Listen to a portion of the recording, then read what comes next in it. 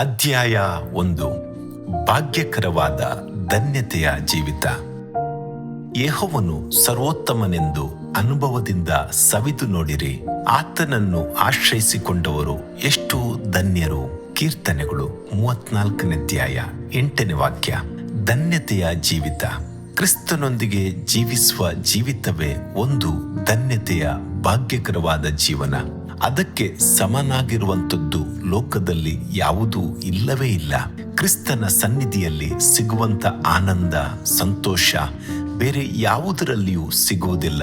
ಕ್ರಿಸ್ತನೊಂದಿಗೆ ಮಾತನಾಡಿ ಪ್ರಾರ್ಥಿಸುವುದಕ್ಕೆ ಸಮಾನನಾದ ಮನಸ್ಸಿಗೆ ಸಿಗುವ ಆನಂದ ಬೇರೆಲ್ಲೂ ಇಲ್ಲ. ಕೆಲವರು ಐಶ್ವರ್ಯವೇ ಭಾಗ್ಯವೆನ್ನುತ್ತಾರೆ, ಕೆಲವರು ಒಳ್ಳೆ ಕುಟುಂಬದಲ್ಲಿ ಹುಟ್ಟುವುದೇ ಭಾಗ್ಯವೆನ್ನುವರು, ಇನ್ನು ಕೆಲವರು ಹೆಸರು ಹೊಗಳಿಕೆಯೇ ಶ್ರೇಷ್ಠವೆನ್ನುತ್ತಾರೆ, ಕೆಲವರು ಉನ್ನತವಾದ ಉದ್ಯೋಗವೇ ಭಾಗ್ಯ ಎನ್ನುತ್ತಾರೆ. ಇದೆಲ್ಲ ಲೋಕದಲ್ಲಿ ಸಿಗುವ ತಾತ್ಕಾಲಿಕ ಭಾಗ್ಯಗಳು. ಇದ್ಯಾವುದು ಕ್ರಿಸ್ತನು ಕೊಡುವ ಸಮಾಧಾನ, ಸಂತೋಷಗಳಿಗೆ ಸಮಾನವಾಗದು. ಕರ್ತನನ್ನು ತಿಳಿದುಕೊಳ್ಳುವುದು, ಕರ್ತನೊಂದಿಗೆ ಇರುವುದು, ಕರ್ತನು ಒಳ್ಳೆಯವನೆಂದು ಅನುಭವದಿಂದ ಸವಿದು ರುಚಿ ನೋಡುವುದು, ಆತನ ಮೇಲೆ ನಂಬಿಕೆ ಇಡುವುದು ಭಾಗ್ಯಕರವಾದ ಜೀವಿತದ ಆರಂಭವಾಗುತ್ತದೆ. ಕ್ರಿಸ್ತನನ್ನು ಅಂಟಿಕೊಂಡು ಜೀವಿಸುವಾಗ ಆತನು ಒಳ್ಳೆಯವನು, ಆತನೇ ನಮಗೆ ಬೇಕಾದವನು ಎಂಬುದನ್ನು ನಾವು ಅರಿತುಕೊಳ್ಳುತ್ತೇವೆ. ಆತನು ಮಾಡಿದ ಒಂದೊಂದು ಒಳ್ಳೆ ಕಾರ್ಯಗಳನ್ನು ಆಲೋಚಿಸುವಾಗ, ಸವಿದು ರುಚಿ ನೋಡುವಾಗ ಆತನ ಮೇಲಿರುವ ನಂಬಿಕೆ ಮತ್ತೂ ಹೆಚ್ಚಾಗುತ್ತದೆ. ಉದಾಹರಣೆಗಾಗಿ, ಒಂದು ದ್ರಾಕ್ಷಿ ಹಣ್ಣನ್ನು ಒಬ್ಬನು ಮಾರಿಕೊಂಡು ಬರುತ್ತಾನೆಂದುಕೊಳ್ಳಿರಿ. ಅದನ್ನು ಮಾರುವವನು ನಿಮ್ಮನ್ನು ನೋಡಿ, ಈ ಹಣ್ಣನ್ನು ತಿಂದು ನೋಡಿರಿ, ಬಹಳ ರುಚಿಯಾಗಿರುತ್ತದೆ ಎಂದು ಹೇಳುತ್ತಾನೆ. ಆದರೂ ನಾವು ಅದರಲ್ಲಿ ಒಂದು ಹಣ್ಣನ್ನ ತೆಗೆದುಕೊಂಡು ತಿನ್ನುತ್ತೇವೆ. ಸಿಹಿಯೋ ಹುಳಿಯೋ ಎಂದು ಗಮನಿಸುತ್ತೇವೆ. ರುಚಿಯಾಗಿದ್ದರೆ ಅವನಿಂದ ಹಣ್ಣುಗಳನ್ನು ನಾವು ಕೊಂಡುಕೊಳ್ಳುತ್ತೇವೆ. ನಂತರ ಪ್ರತಿ ಸಾರಿಯೂ ಅವನಿಂದಲೇ ಹಣ್ಣುಗಳನ್ನು ಕೊಂಡುಕೊಳ್ಳುತ್ತೇವೆ. ಅದರಂತೆ ಕ್ರಿಸ್ತನನ್ನ ರುಚಿ ನೋಡುವುದು, ಆತನ ಪ್ರೀತಿಯನ್ನ ಧ್ಯಾನಿಸುವುದು ನಮಗೆ ದೊಡ್ಡ ಭಾಗ್ಯವೇ. ಸಮಾಧಾನವಿಲ್ಲದೆ ಯೇಸುವಿನ ಬಳಿಗೆ ಓಡಿ ಬರುವಾಗ ಸಮಾಧಾನದ ಪ್ರಭುವಾದ ಆತನು ಲೋಕವು ಕೊಡಲಾರದ, ತೆಗೆಯಲಾರದ ಸಮಾಧಾನವನ್ನು ಕೊಟ್ಟು ನಮ್ಮನ್ನು ಸಂತೋಷಪಡಿಸುತ್ತಾನೆ. ಪಾಪದ ಅರಿವಿನಿಂದಲೂ ತಪ್ಪಿತಸ್ಥ ಮನೋಭಾವದಿಂದಲೂ ಆತನ ಬಳಿಗೆ ಓಡಿ ಬರುವಾಗ ಆತನು ತನ್ನ ರಕ್ತದಿಂದ ನಮ್ಮ ಪಾಪಗಳನ್ನು ತೊಳೆದು ಶುದ್ಧೀಕರಿಸಿ ನೀತಿವಂತರನ್ನಾಗಿ ಮಾಡುತ್ತಾನೆ. ನಮ್ಮ ಶಾಪಗಳಿಂದ ಮುಳ್ಳಿನ ಕಿರೀಟವನ್ನು ಧರಿಸಿದ ಕ್ರಿಸ್ತೇಸುವನ್ನು ನೋಡುವಾಗ ನಾವು ಶಾಪಗಳಿಂದ ಬಿಡುಗಡೆ ಹೊಂದಿ ಮಾರ್ಪಡುತ್ತೇವೆ. ಶತ್ರುವಿನ ಹೋರಾಟದಿಂದ ಕ್ರಿಸ್ತನ ಬಳಿಗೆ ಓಡಿ ಬರುತ್ತೇವೆ. ಶತ್ರುವಿನ ತಲೆಯನ್ನು ಜಜ್ಜಿ ಕ್ರಿಸ್ತನನ್ನು ಜಯಕ್ರಿಸ್ತನನ್ನಾಗಿ ಕಾಣುತ್ತೇವೆ. ಆತನು ನಮಗಾಗಿ ವಿಜ್ಞಾಪನೆ ಮಾಡಿ, ಯುದ್ಧ ಮಾಡಿ ಶತ್ರುವಿನ ಮೇಲೆ ಜಯ ಕೊಡುತ್ತಾನೆ. ಕ್ರಿಸ್ತನೊಂದಿಗೆ ಜೀವಿಸುವ ಜೀವಿತವೇ ಅತಿ ಶ್ರೇಷ್ಠ, ಉನ್ನತವಾದದ್ದು. ಕ್ರಿಸ್ತನೊಂದಿಗೆ ಇರುವಾಗ ನಾವು ಒಂಟಿಯಾಗಿದ್ದೇವೆ ಎಂದು ಅನ್ನಿಸುವುದಿಲ್ಲ. ನಾನು ನಿನ್ನ ಕೈ ಬಿಡುವುದಿಲ್ಲ, ನಿನ್ನನ್ನು ಬಿಟ್ಟು ಅಗಲುವುದಿಲ್ಲ ಎಂದು ವಾಗ್ದಾನ ಮಾಡಿದ್ದಾನಲ್ಲ. ಯುಗದ ಸಮಾಪ್ತಿಯವರೆಗೂ ಎಲ್ಲಾ ದಿವಸ ನಿಮ್ಮ ಸಂಗಡ ಇರುತ್ತೇನೆ ಎಂದು ಹೇಳಿದ್ದಾನಲ್ಲ. ಹೌದು, ಈ ಜೀವಿತ ಭಾಗ್ಯಕರವಾದದ್ದೇ ಹೌದು. ಅಂದು ಶೇಬಾ ದೇಶದ ರಾಣಿಯು ಸೊಲೊಮೋನನನ್ನು ನೋಡಿ, ನಿನ್ನ ಜನರು ಭಾಗ್ಯವಂತರು ಎಂದು ಹೇಳಿ ಹರ್ಷಿಸುತ್ತಾಳೆ. ಸೊಲೊಮೋನನ ಜ್ಞಾನವನ್ನು ಕೇಳಿದ ಅವಳಿಗೆ ಸಂತೋಷವಾಯಿತು. ನಿನ್ನ ಪ್ರಜೆಗಳು ಸದಾ ನಿನ್ನ ಮುಂದೆ ನಿಂತುಕೊಂಡು ನಿನ್ನ ಜ್ಞಾನವಾಕ್ಯಗಳನ್ನ ಕೇಳುವ ನಿನ್ನ ಸೇವಕರು ಧನ್ಯರು ಅಂದಳು. ಹಾಗಾದರೆ ಕರ್ತನಿಂದ ಹೇಳಲ್ಪಟ್ಟ ಆತನ ಜ್ಞಾನ, ಬೋಧೆ, ಶಕ್ತಿ, ಮಹತ್ವವನ್ನು ದರ್ಶಿಸುವ ದೇವಜನರು ಎಷ್ಟು ಅಧಿಕವಾದ ಭಾಗ್ಯವಂತರು ಅಲ್ಲವೇ? ಆದುದರಿಂದಲೇ ಸತ್ಯವೇದವು ಹೇಳುತ್ತದೆ, ಕರ್ತನನ್ನೇ ಆಶ್ರಯಿಸಿಕೊಂಡಿರುವವರು ಧನ್ಯರು. ಆ ಭಾಗ್ಯಕರವಾದ ಜೀವನವನ್ನು ಕುರಿತು ಪೇತ್ರನು ಸಾಕ್ಷಿ ಕೊಡುವಾಗ, ನೀವು ದೇವರ ಸ್ವಕೀಯ ಪ್ರಜೆಗಳು, ರಾಜವಂಶಸ್ಥರು, ಯಾಜಕರು ಆಗಿರುವಿರಿ. 1 ಪೇತ್ರ 2:9 ಬರೆದಿದೆ. ಬಿಲ್ಲಿ ಗ್ರಾಹಂ ರವರು ಒಂದು ಸಾರಿ ಹೇಳಿದರು, ನಾನು ರಾಜಕೀಯದಲ್ಲಿ ಅಮೆರಿಕದ ಅಧ್ಯಕ್ಷನಾಗುವುದು ದೊಡ್ಡ ಭಾಗ್ಯಕರವಾದ ಜೀವಿತ ಅಲ್ಲ, ಕರ್ತನ ಮಹಿಮೆಯಾದ ಸೇವೆಯಲ್ಲಿ ಉನ್ನತವಾದ ದೇವರ ಮಕ್ಕಳಿಗಾಗಿ ಜೀವಿಸುವುದೇ ಒಂದು ಭಾಗ್ಯಕರವಾದ ಜೀವಿತ ಎಂದು ತಿಳಿಯುತ್ತೇನೆ. ಸತ್ಯವೇದ ವಾಕ್ಯಗಳಿಂದ ಭಾಗ್ಯ. ದಾವಿದನು ಆ ಭಾಗ್ಯಕರವಾದ ಜೀವಿತವನ್ನು ಕುರಿತು ಬರೆಯುವಾಗ ಯೆಹೋವನ ಧರ್ಮಶಾಸ್ತ್ರದಲ್ಲಿ ಆನಂದಿಸುವವನಾಗಿ ಅದನ್ನೇ ಹಗಲಿರುಳು ಧ್ಯಾನಿಸುತ್ತಿರುವವನು ಧನ್ಯನು ಎಂದು ಹೇಳುತ್ತಾನೆ. ಕೀರ್ತನೆ 1ನೇ ಅಧ್ಯಾಯ 2 ಮತ್ತು 3ನೇ ವಾಕ್ಯ. ದಾವಿದನು ಚಿಕ್ಕ ಪ್ರಾಯದಲ್ಲಿಯೇ ಸತ್ಯವೇದವನ್ನು ಪ್ರೀತಿಸಲು ಕಲಿತುಕೊಂಡಿದ್ದನು. ಆ ವೇದವು ಅವನನ್ನು ಉನ್ನತಿಗೆ ತಂದಿತು. ಕುರಿಗಳನ್ನು ಮೇಯಿಸುತ್ತಿದ್ದ ಅವನನ್ನು ಇಸ್ರಾಯೇಲ್ಯರ ಅರಸನನ್ನಾಗಿ ಮಾಡಿತು. ಅಬ್ರಹಾಂ ಲಿಂಕನ್ರ ಜೀವಿತ ಭಾಗ್ಯಕರವಾಗಿ ಮಾರ್ಪಟ್ಟದ್ದರ ಕಾರಣ ಆ ಸತ್ಯವೇದವೇ. ಅಬ್ರಹಾಂ ಲಿಂಕನ್ ಅಜ್ಜಿ ಅವನ ಕೈಯಲ್ಲಿ ಸತ್ಯವೇದವನ್ನು ಕೊಟ್ಟು, ಮಗನೇ, ಸತ್ಯವೇದಕ್ಕೆ ಮೊದಲ ಸ್ಥಾನ ಕೊಡು, ಅದು ನಿನ್ನನ್ನು ಉನ್ನತಿಗೆ ತರುತ್ತದೆ ಎಂದರು. ಮರ ಕಡಿದು ಸೌದೆ ಮಾರಿ ಹೊಟ್ಟೆ ತುಂಬಿಸಿಕೊಳ್ಳುತ್ತಿದ್ದ ಅಬ್ರಹಾಂ ಲಿಂಕನ್ ಅಂದಿನಿಂದ ಸತ್ಯವೇದವನ್ನು ಓದಲು ಪ್ರಾರಂಭಿಸಿದನು. ಹಂತ ಹಂತವಾಗಿ ಅದು ಅವನನ್ನು ಉನ್ನತಿಗೆ ತಂದಿತು. ಅಮೆರಿಕದ ಅಧ್ಯಕ್ಷನಾದನು. ದಾವಿದನನ್ನು ನೋಡಿರಿ. ತಾನು ಈ ಭಾಗ್ಯಕರವಾದ ಜೀವಿತವನ್ನು ಹೊಂದಿಕೊಂಡಿದ್ದು ಮಾತ್ರವಲ್ಲ, ಅದನ್ನು ತನ್ನ ಮಗನಾದ ಸೊಲೊಮೋನನಿಗೂ ಕೊಟ್ಟನು. ದಾವಿದನು ಮುಪ್ಪಿನ ಪ್ರಾಯದವನಾದಾಗ ಸೊಲೊಮೋನನನ್ನು ನೋಡಿ, ಯೆಹೋವನು ಮೋಶೆಯ ಮುಖಾಂತರವಾಗಿ ಇಸ್ರಾಯೇಲರಿಗೆ ಕೊಟ್ಟ ವಿಧಿನ್ಯಾಯಗಳನ್ನು ನೀನು ಕೈಕೊಳ್ಳುವುದಾದರೆ ಸಫಲನಾಗುವಿ ಎಂದನು. 1 ಪೂರ್ವಕಾಲ ವೃತ್ತಾಂತ 22:13ನೇ ವಾಕ್ಯ. ಹಾಗೆಯೇ ದಾವಿದನು ತನ್ನ ಸಂತತಿಗೆ ಬರೆಯುವಾಗ ಸತ್ಯವೇದ ವಾಕ್ಯಗಳನ್ನು ಕೈಕೊಂಡು ನಡೆಯುವವನು ಭಾಗ್ಯವಂತನು ಎಂದು ಬರೆಯುತ್ತಾನೆ. ಒಬ್ಬರು ಇನ್ನೊಬ್ಬರಿಗೆ ಕೊಡುವ ಶ್ರೇಷ್ಠವಾದ ಆಲೋಚನೆ ಎಂದರೆ ಅದು ಸತ್ಯವೇದವನ್ನ ಓದಿ ವಿಧೇಯರಾಗಿರಿ ಎಂಬುದೇ. ಸತ್ಯವೇದವು ಭಾಗ್ಯಕರವಾದ ಜೀವನ ನಡೆಸಲು ಮಾರ್ಗದರ್ಶನವಾಗಿದೆ. ಕೀರ್ತನೆ 119 1ನೇ ವಾಕ್ಯ. ಅಧ್ಯಾಯ 2. ಒಳ್ಳೆ ದೇವರು. ಆದಿಯಲ್ಲಿ ದೇವರು ಆಕಾಶವನ್ನು ಭೂಮಿಯನ್ನು ಸೃಷ್ಟಿಸಿದನು. ಆದಿಕಾಂಡ 1ನೇ ಅಧ್ಯಾಯ 1ನೇ ವಾಕ್ಯ. ಆದಿಕಾಂಡ ಪುಸ್ತಕವು ನಮಗೆ ಹಲವಾರು ಕಾರ್ಯಗಳ ಬಗ್ಗೆ ನಮಗೆ ತಿಳಿಸುತ್ತದೆ. ಸೃಷ್ಟಿಯ ಕಾರ್ಯವನ್ನು ತಿಳಿಸುತ್ತದೆ. ಕುಟುಂಬ ಜೀವಿತದ ಬಗ್ಗೆ ತಿಳಿಸುತ್ತದೆ. ವೇದನೆಯ ಪ್ರಾರಂಭವನ್ನು, ಬಿದ್ದು ಹೋದ ಮನುಷ್ಯನ ಬಿಡುಗಡೆಯನ್ನು, ಹೊಸ ಜೀವಿತವನ್ನು, ಮೊದಲು ಮಾಡಿದ ಪ್ರಯತ್ನಗಳನ್ನು ಕುರಿತು ತಿಳಿಸುತ್ತದೆ. ಆದುದರಿಂದ ಆದಿಕಾಂಡ ಪುಸ್ತಕವು ಬಹುಮುಖ್ಯವಾದ ಪುಸ್ತಕ. ಒಂದು ನಿಜವಾದ ಕ್ರಿಸ್ತಿಯ ಜೀವಿತ ಜೀವಿಸಬೇಕಾದರೆ ಪ್ರತಿಯೊಬ್ಬರೂ ಆದಿಕಾಂಡ ಪುಸ್ತಕದ ಮೊದಲ 3 ಅಧ್ಯಾಯಗಳನ್ನು ಗಮನವಿಟ್ಟು ಓದಲೇಬೇಕು. ಈ 3 ಅಧ್ಯಾಯಗಳು ದೇವರ ಪರಿಚಯವನ್ನುಂಟು ಮಾಡುತ್ತವೆ, ಸೃಷ್ಟಿಗಳನ್ನ ವಿವರಿಸುತ್ತವೆ, ಮನುಷ್ಯನ ಕುರಿತು ವಿವರಿಸುತ್ತವೆ. ದೇವರು. ಆದಿಕಾಂಡ ಪುಸ್ತಕವು ದೇವರ ಕುರಿತಾಗಿ ಪರಿಚಯ ಪಡಿಸುವಾಗ ದೇವರು ಅಧಿಕಾರವನ್ನು, ಶಕ್ತಿಯನ್ನು ಹೊಂದಿದ್ದನೆಂದು ಸ್ಪಷ್ಟವಾಗಿ ತಿಳಿಸುತ್ತದೆ. ಅರಸನಾದ ದಾವಿದನು ಕೀರ್ತನೆ 14:1 ಹೀಗೆ ಹೇಳುತ್ತಾನೆ: ದುರ್ಮತಿಗಳು ದೇವರಿಲ್ಲವೆಂದು ಮನಸ್ಸಿನಲ್ಲಿ ಅಂದುಕೊಳ್ಳುತ್ತಾರೆ. ಅಂದರೆ ಬುದ್ಧಿಯುಳ್ಳವನು ದೇವರ ಇರುವಿಕೆಯನ್ನು ಕುರಿತು ಸಂತೋಷ ಪಡುವುದಿಲ್ಲ. ದೇವರು ಆತ್ಮವಾಗಿಯೂ ಜೀವವಾಗಿಯೂ ಇದ್ದಾನೆ. ಆತನು ತಿಳಿಯುತ್ತಾನೆ, ಮಾತಾಡುತ್ತಾನೆ, ಕಾರ್ಯ ಮಾಡುತ್ತಾನೆ. ಆತನಿಗೆ ಆದಿಯೂ ಇಲ್ಲ, ಅಂತ್ಯವೂ ಇಲ್ಲ. ಎಲ್ಲಕ್ಕಿಂತಲೂ ದೊಡ್ಡವನು, ಎಂದೆಂದಿಗೂ ಮಾರ್ಪಡದವನು. ಈ ಅಧ್ಯಾಯವು ದೇವರು ಸಮರ್ಥನು, ಕಾರ್ಯವನ್ನು ಶಕ್ತಿಯುತವಾಗಿ ನಿರ್ವಹಿಸುವವನು ಎಂಬುದನ್ನು ಸೂಚಿಸುತ್ತದೆ. ಸ್ಕೈಲ್ಯಾಬ್ 3ರಲ್ಲಿ ಚಂದ್ರಮಂಡಲಕ್ಕೆ ಹೋಗಿ ಬಂದ ಅಮೆರಿಕದ ವೀರನಾದ ಕರ್ನಲ್ ಜೇಕ್ಲೂಸ್ ಮಾ ಹೀಗೆ ಹೇಳುತ್ತಾರೆ: ಆಕಾಶ ಮಂಡಲವು ತಾತ್ಕಾಲಿಕವಾಗಿ ಸೃಷ್ಟಿ ಮಾಡಲ್ಪಟ್ಟದ್ದಲ್ಲ, ಇದು ದೇವರಿಂದಲೇ ಸೃಷ್ಟಿ ಮಾಡಲ್ಪಟ್ಟದ್ದು. ಆದುದರಿಂದಲೇ ಇದು ಕ್ರಮವಾಗಿ ಸೃಷ್ಟಿಸಲ್ಪಟ್ಟಿದೆ. ಕೀರ್ತನೆ 19:1 ಅರಸನಾದ ದಾವಿದನು ಹೀಗೆ ಹೇಳುತ್ತಾನೆ: ಆಕಾಶವು ದೇವರ ಪ್ರಭಾವವನ್ನು ಪ್ರಚುರಪಡಿಸುತ್ತದೆ, ಗಗನವು ಆತನ ಕೈಕೆಲಸವನ್ನು ತಿಳಿಸುತ್ತದೆ. ಹೀಗೆ ಅದ್ಭುತವಾಗಿ ಸೃಷ್ಟಿಸಿದ ದೇವರನ್ನು ನಾವು ಕೃತಜ್ಞತೆಯಿಂದ ಸ್ತುತಿಸೋಣ. ಹಾಲೆಲೂಯಾ. ಮನುಷ್ಯನು, ನಾವು ಕಾಣುವ ಈ ಭೂಮಿಯು, ಪ್ರಪಂಚವು ಎಲ್ಲವೂ ದೇವರಿಂದ ಉಂಟಾಗಿದೆ ಎಂದು ಆದಿಕಾಂಡ ಪುಸ್ತಕವು ನಮಗೆ ಸ್ಪಷ್ಟವಾಗಿ ತಿಳಿಸುತ್ತದೆ. ಆದಿಯಲ್ಲಿ ಎಲ್ಲವೂ ಕ್ರಮವಿಲ್ಲದೆಯೂ ಬರಿದಾಗಿಯೂ ಇತ್ತು. ದೇವರಾತ್ಮನು ಕ್ರಿಯೆ ಮಾಡಿದ ನಂತರ ಎಲ್ಲವೂ ಕ್ರಮವಾಯಿತು. ಹಂತ ಹಂತವಾಗಿ ದೇವರು ಈ ಲೋಕವನ್ನು ಮನುಷ್ಯನಿಗೆ ಅನುಕೂಲವಾಗುವಂತೆ ಸೃಷ್ಟಿಸಿದನು. ದೇವರು ತನ್ನ ಜ್ಞಾನದ ಮೂಲಕ ಎಲ್ಲವನ್ನು ಸುಂದರವಾಗಿ ಸೃಷ್ಟಿಸಿದನು.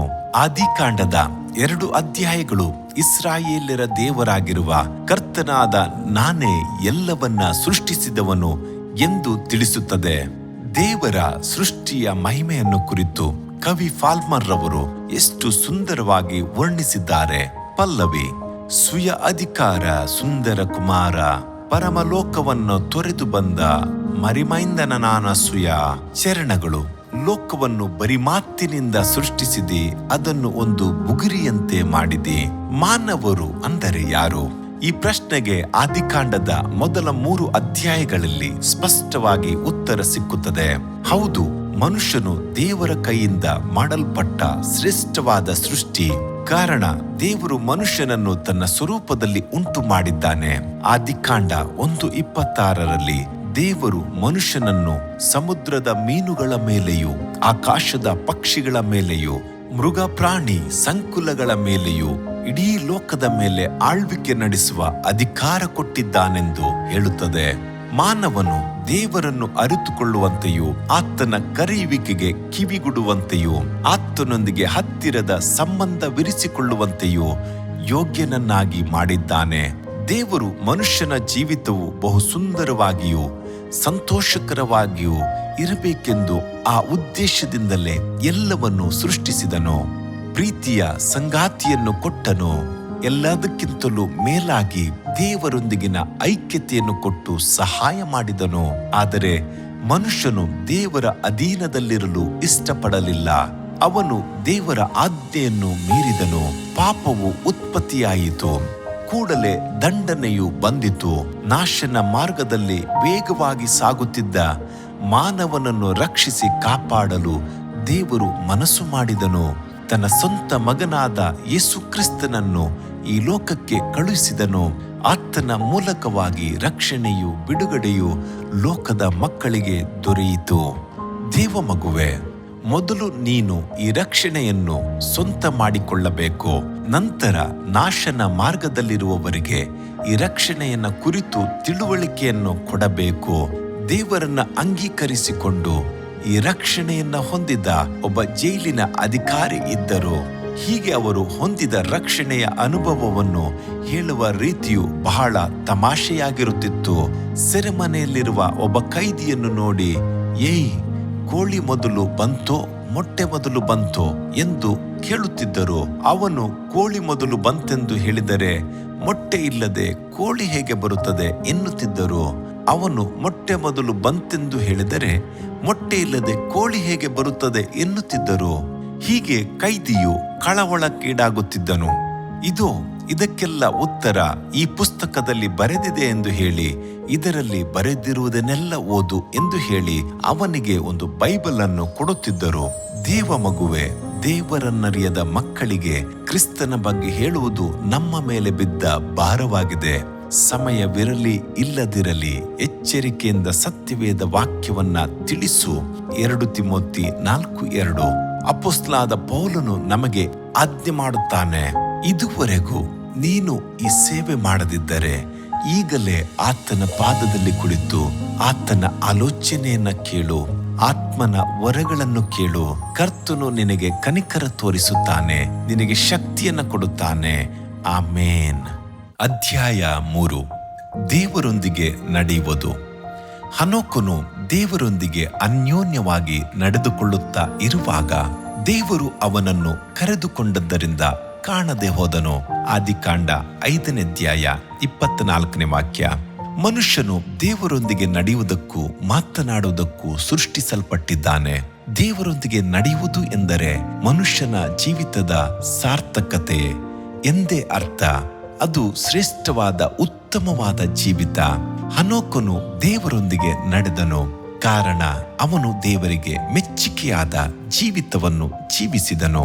ಇದನ್ನು ಕುರಿತು ಇಬ್ರಿಯ ಪತ್ರಿಕೆ 11ನೇ ಅಧ್ಯಾಯದಲ್ಲಿ ಹೀಗೆ ಬರೆಯಲ್ಪಟ್ಟಿದೆ, ಅವನು ದೇವರಿಗೆ ಪ್ರಿಯವಾದವನೆಂದು ಅವನು ಎತ್ತಲ್ಪಡುವುದಕ್ಕೆ ಮೊದಲೇ ಸಾಕ್ಷಿ ಹೊಂದಿದನು.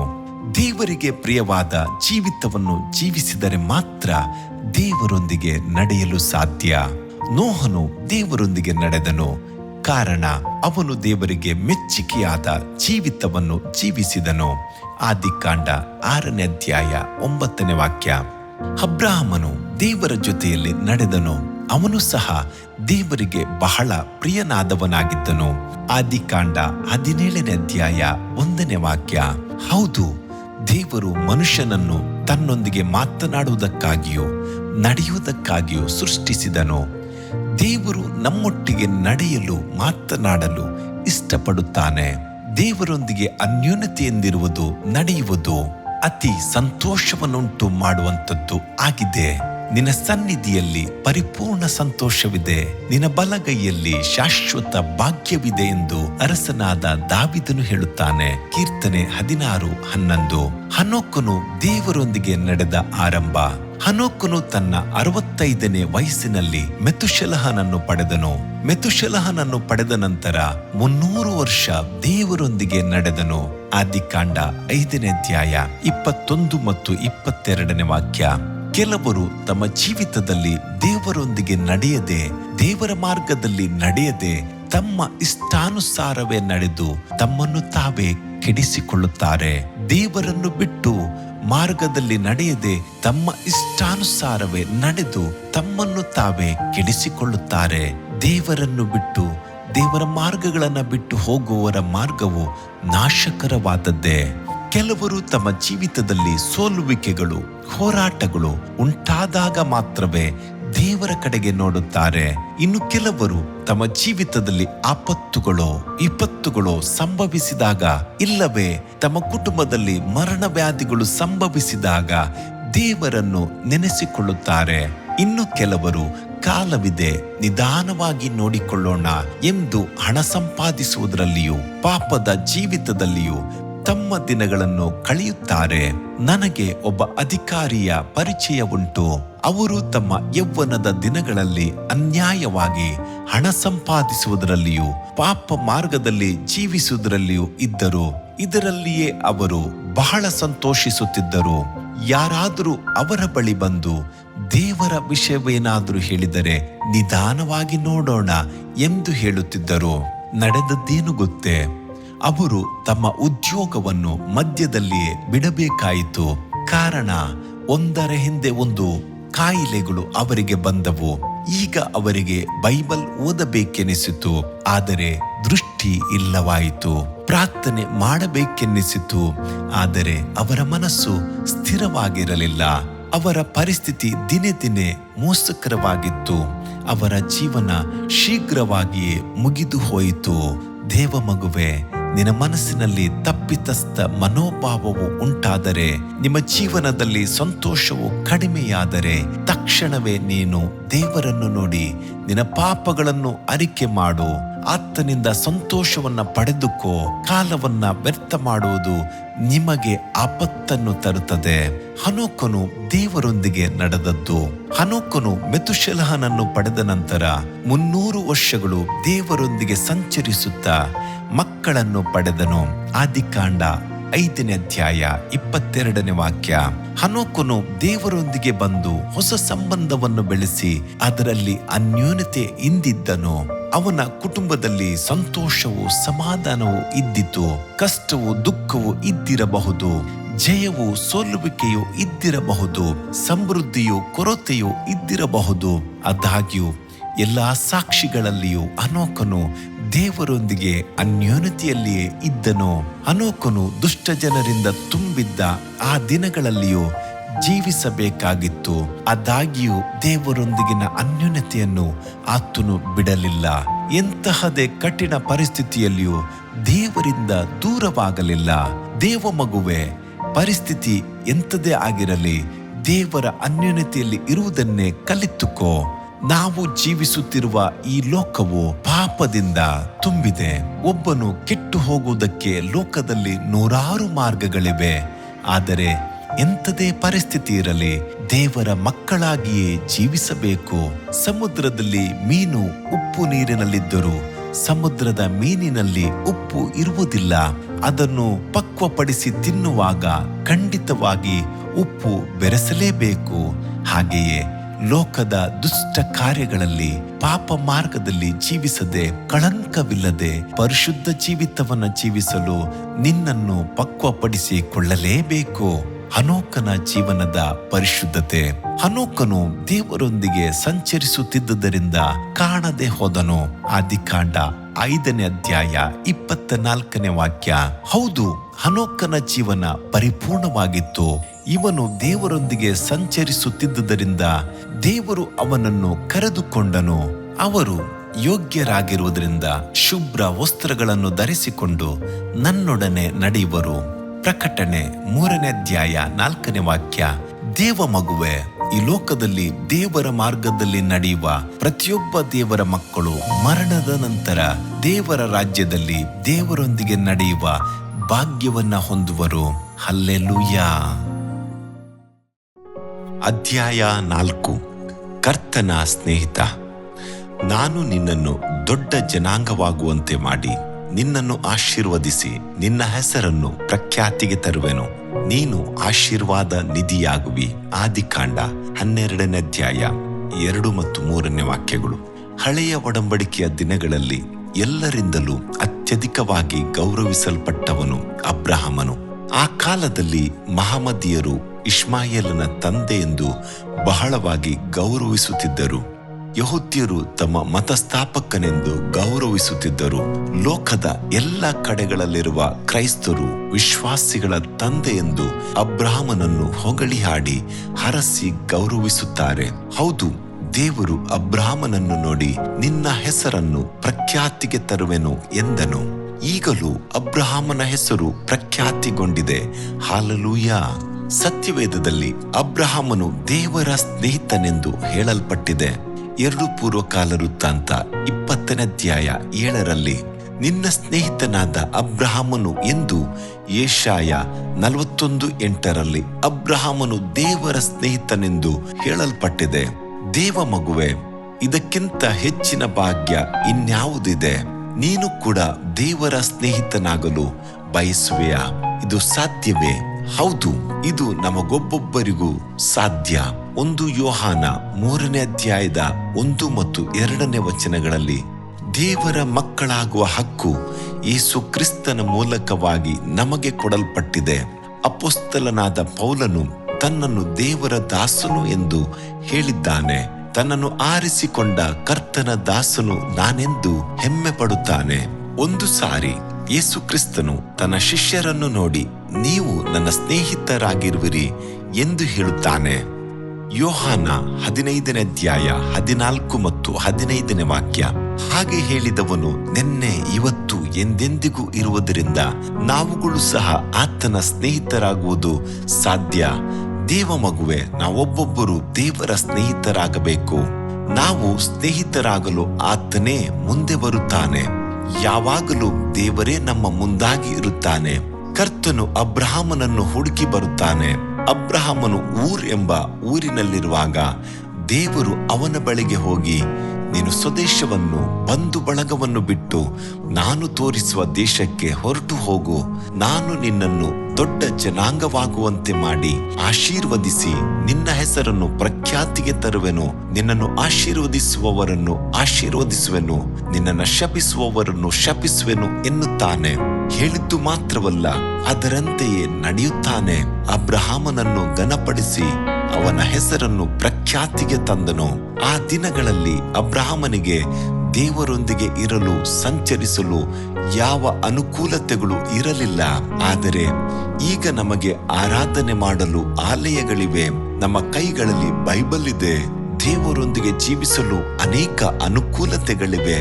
ದೇವ ಮಗುವೆ, ಅಂದು ಅಬ್ರಹಾಮನೊಡನೆ ಸಂಬಂಧವಿರಿಸಿಕೊಳ್ಳಲು ಬಯಸಿದ ದೇವರು ಇಂದು ನಿನ್ನೊಡನೆ ಸಂಬಂಧವಿರಿಸಿಕೊಳ್ಳಲು ಆಶಿಸುತ್ತಾನೆ. ಒಬ್ಬ ಸೇವಕರ ಮೂಲಕವಾಗಿ, ಇಲ್ಲವೇ ಸಬ್ಬತ್ ಶಾಲೆಯ ಉಪಾಧ್ಯಾಯರ ಮೂಲಕವಾಗಿ, ಇಲ್ಲವೇ ಬೋಧಕರ ಮೂಲಕವಾಗಿ ದೇವರೊಂದಿಗೆ ನಡೆಯಲು ಪ್ರಯತ್ನಿಸಬಹುದು.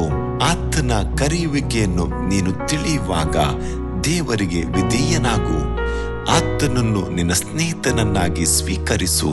ಆತನು ನಿನ್ನನ್ನು ಆಶೀರ್ವದಿಸುವನು. ದೇವರಿಗಾಗಿ ಒಂದು ತ್ಯಾಗಮಯವಾದ ಸೇವೆಯನ್ನು ಮಾಡಿ. ಕೆಲವು ದಿನಗಳ ಹಿಂದೆ ಕರ್ತನಲ್ಲಿ ನಿದ್ರೆ ಹೋದ ತಂದೆ ಪೌಲ್ ಕದಂಬವನಂ ಅವರ ಬಗ್ಗೆ ಕ್ರೈಸ್ತರೆಲ್ಲರೂ ತಿಳಿದಿರುವರು. ಇವರು 1904ರಲ್ಲಿ ಒಂದು ದಿನ ಪುದುಕೋಟೆಯಲ್ಲಿರುವ ಒಂದು ಲೂಥರನ್ ಸಭೆಯಲ್ಲಿ ನಡೆಯುತ್ತಿದ್ದ ಆರಾಧನೆಯನ್ನು ಕ್ರೈಸ್ತರು ಹೇಗೆ ನಡೆಸುತ್ತಾರೆಂಬುದನ್ನು ನೋಡಲು ಯಾರಿಗೂ ಕಾಣದ ಹಾಗೆ ಮರೆಯಲ್ಲಿ ನಿಂತುಕೊಂಡಿದ್ದರು. ಅಲ್ಲಿ ಆರಾಧನೆ ನಡೆಸುತ್ತಿದ್ದ ಸ್ವೀಡನ್ ದೇಶದ ಬೋಧಕರಾದ ಬೆಕ್ಸಲ್ ಅವರು ಅಂದು ಆದಿಕಾಂಡ 24ನೇ ಅಧ್ಯಾಯ 31ರ ವಚನದ ಆಧಾರದ ಮೇಲೆ ಮಾತನಾಡುತ್ತಿದ್ದರು. ಕರ್ತನಿಂದ ಆಶೀರ್ವದಿಸಲ್ಪಟ್ಟವರೇ, ಒಳಗೆ ಬನ್ನಿರಿ. ನೀವು ಹೊರಗೆ ನಿಂತುಕೊಳ್ಳುವುದೇನೋ? ಈ ವಾಕ್ಯವು ಹೊರಗೆ ಮರೆಯಲ್ಲಿ ನಿಂತಿದ್ದ ಪೌಲ್ರವರಿಗೆ ಅತೀವವಾದ ಆಶ್ಚರ್ಯವನ್ನುಂಟು ಮಾಡಿತು. ಈ ಕರೆಯುವಿಕೆಯನ್ನು ಅವರು ದೇವರ ಕರೆಯುವಿಕೆ ಎಂದೇ ನೆನೆಸಿ ಚೆನ್ನೈನ ಚಿಯೋನ್ ಸಭೆಯಲ್ಲಿ ದೀಕ್ಷಾಸ್ನಾನ ತೆಗೆದುಕೊಂಡು ಕರ್ತನನ್ನು ಅಂಗೀಕರಿಸಿಕೊಂಡರು. ದೇವರು ಅವರನ್ನು ಕರೆದು ಬಲಗೊಳಿಸಿ ತನ್ನ ಸೇವೆಯಲ್ಲಿ ಉಪಯೋಗ ಪಡಿಸಿಕೊಂಡಿದ್ದರಿಂದ ಸುಮಾರು 60 ವರ್ಷಗಳು ತಮಿಳುನಾಡಿನಲ್ಲಿಯೂ ಅದರ ಸುತ್ತಮುತ್ತಲಿನ ಎಲ್ಲಾ ಸ್ಥಳಗಳಲ್ಲಿಯೂ ಅದ್ಭುತವಾಗಿ ಸೇವೆ ಮಾಡಿದರು. ದೇವ ಮಗುವೆ, ಹೀಗೆ ದೇವರು ತನ್ನ ವಾಕ್ಯದ ಮೂಲಕ ನಿನ್ನನ್ನು ಕರೆಯಬಹುದು. ದೇವರು ಕರೆಯುವಾಗ ಗಮನವಿಟ್ಟು ಕೇಳು. ಆತನ ವಾಕ್ಯಕ್ಕೆ ವಿಧೇಯನಾಗು. ದೇವರು ನಿನ್ನನ್ನು ಉನ್ನತಿಗೆ ತರುವನು. ಕ್ರೈಸ್ತರನ್ನು ಹಿಂಸೆ ಪಡಿಸುತ್ತಿದ್ದ ಸೌಲನನ್ನು ದಮಸ್ಕಕ್ಕೆ ಹೋಗುವ ದಾರಿಯಲ್ಲಿ ಸಂಧಿಸಿ ಅವನೊಂದಿಗೆ ಮಾತನಾಡಿದ ದೇವರು ಅವನನ್ನು ಪೌಲನನ್ನಾಗಿ ಮಾರ್ಪಡಿಸಿ ಆದಿ ಸಭೆಯು ಬೆಳೆಯುವಂತೆ ಮಾಡಲು ಅವನನ್ನು ಶಕ್ತಿಯುತವಾಗಿ ಉಪಯೋಗಿಸಿದನು. ದೇವ ಮಗುವೆ, ದೇವರಿಗೆ ಸ್ನೇಹಿತನಾಗಿರಲು, ಸೇವಕನಾಗಿರಲು ನೀನು ತಿರುಗಿ ಹೊಸದಾಗಿ ಹುಟ್ಟಬೇಕು. ನೀರಿನಿಂದಲೂ ಆತ್ಮನಿಂದಲೂ ಹುಟ್ಟಬೇಕು. ಕರ್ತನು ತಾನೇ ಈ ಶ್ರೇಷ್ಠವಾದ ಆಶೀರ್ವಾದಗಳನ್ನು ನಿನಗೆ ಕೊಟ್ಟು ನಿನ್ನನ್ನು ತನ್ನ ಸ್ನೇಹಿತನನ್ನಾಗಿಯೂ ಸೇವಕನನ್ನಾಗಿಯೂ ಮಾಡಿಕೊಳ್ಳುವನು. ಆಮೇನ್.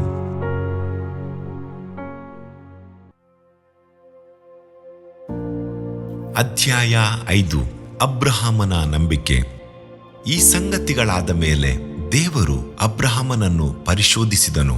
ಆದಿಕಾಂಡ 22ನೇ ಅಧ್ಯಾಯ 1ನೇ ವಾಕ್ಯ. ಕೆಲವು ವಿದ್ಯಾರ್ಥಿಗಳು ಪರೀಕ್ಷೆಯನ್ನು ಎದುರು ನೋಡುತ್ತಾರೆ, ಆದರೆ ಕೆಲವು ವಿದ್ಯಾರ್ಥಿಗಳು ಪರೀಕ್ಷೆಯನ್ನು ನೆನೆಸಿ ಭಯಪಡುತ್ತಾರೆ.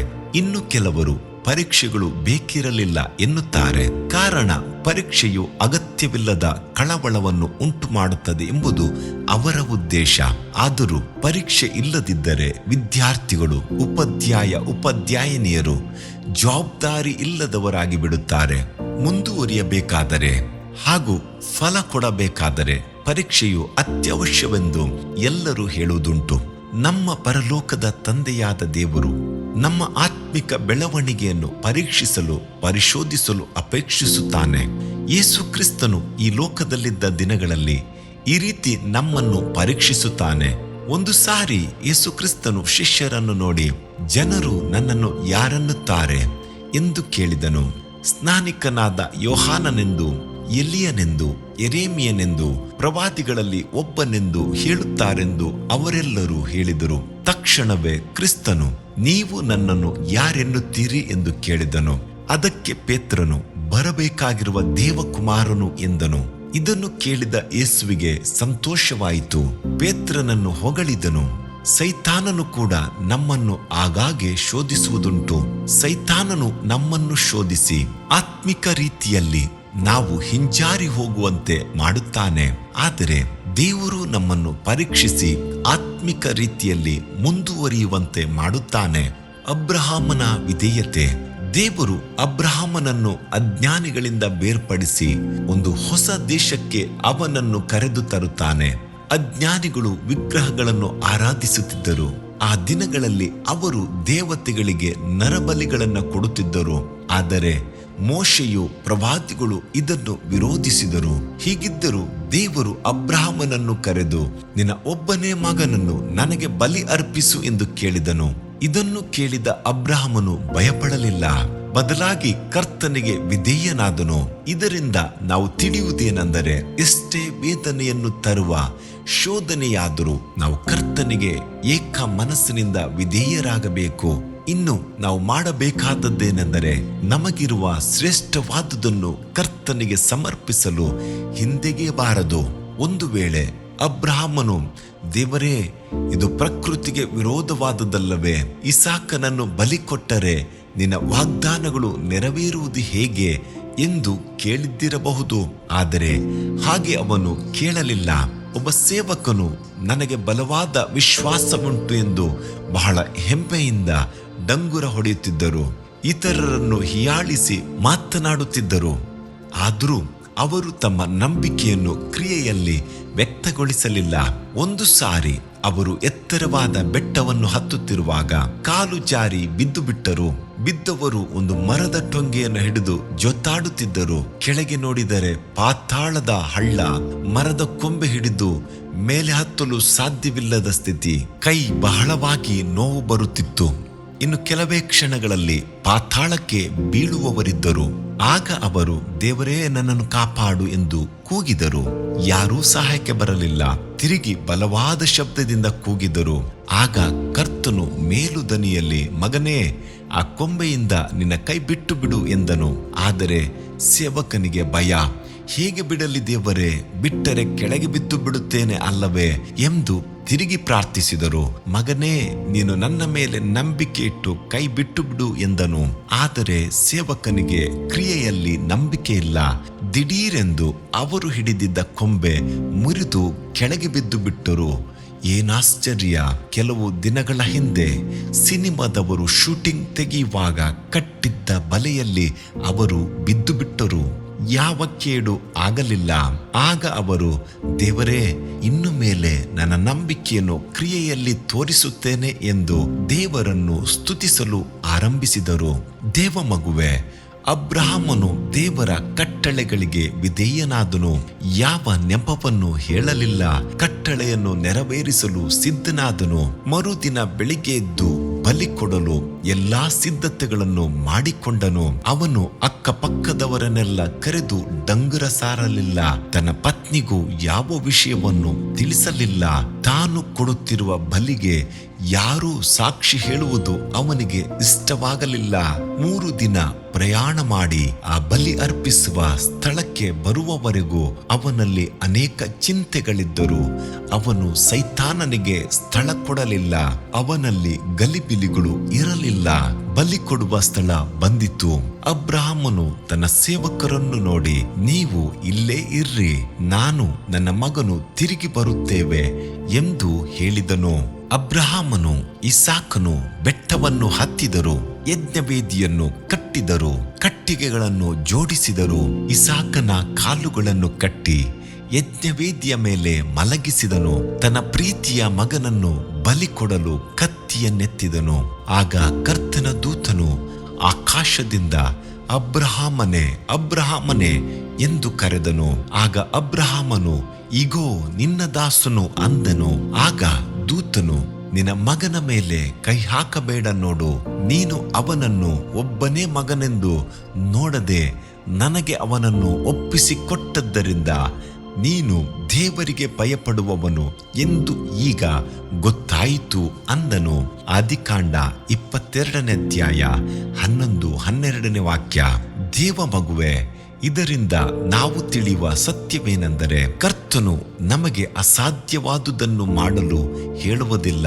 ಆತನು ಒಂದು ಕಾರ್ಯವನ್ನು ಮಾಡಲು ಹೇಳುವಾಗ ಅದನ್ನು ಮಾಡಿ ಮುಗಿಸಲು ಬೇಕಾದ ಶಕ್ತಿಯನ್ನು ಅನುಗ್ರಹಿಸಿ ಸಹಾಯ ಮಾಡುತ್ತಾನೆ. ನಮಗೆ ದೊಡ್ಡ ವೇದನೆಯಾಗಲಿ ಶೋಧನೆಯಾಗಲಿ ಬರುವಾಗ ನಮ್ಮ ಹಿಂದೆ ಇದ್ದುಕೊಂಡು ಅದನ್ನು ಜಯಿಸಲು ನಮಗೆ ಸಹಾಯ ಮಾಡುತ್ತಾನೆ. ಕರ್ತನು ನಮ್ಮ ಜವಾಬ್ದಾರಿಯನ್ನು ತೆಗೆದುಕೊಂಡು ನಮಗಾಗಿ ಎಲ್ಲಾ ಕಾರ್ಯಗಳನ್ನು ಮಾಡುತ್ತಾನೆಂಬ ನಂಬಿಕೆ ನಮಗೆ ಬೇಕು.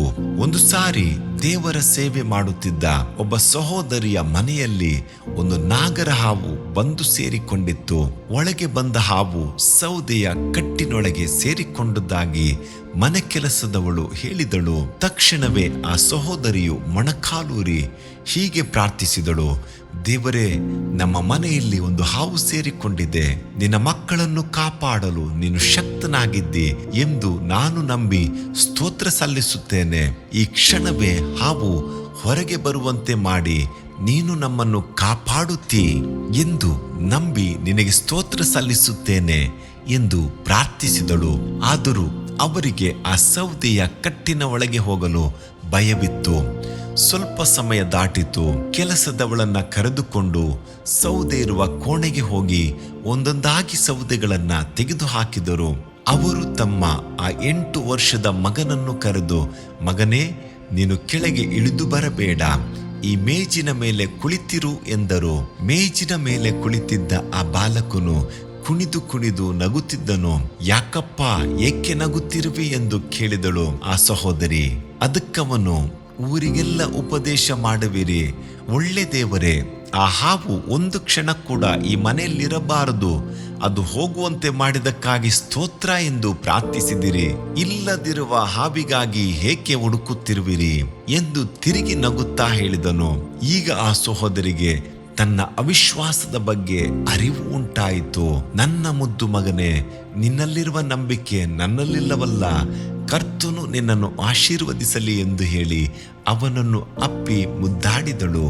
ದೇವ ಮಗುವೆ, ನಿನ್ನ ನಂಬಿಕೆ ಎಂತಹದ್ದಾಗಿದೆ.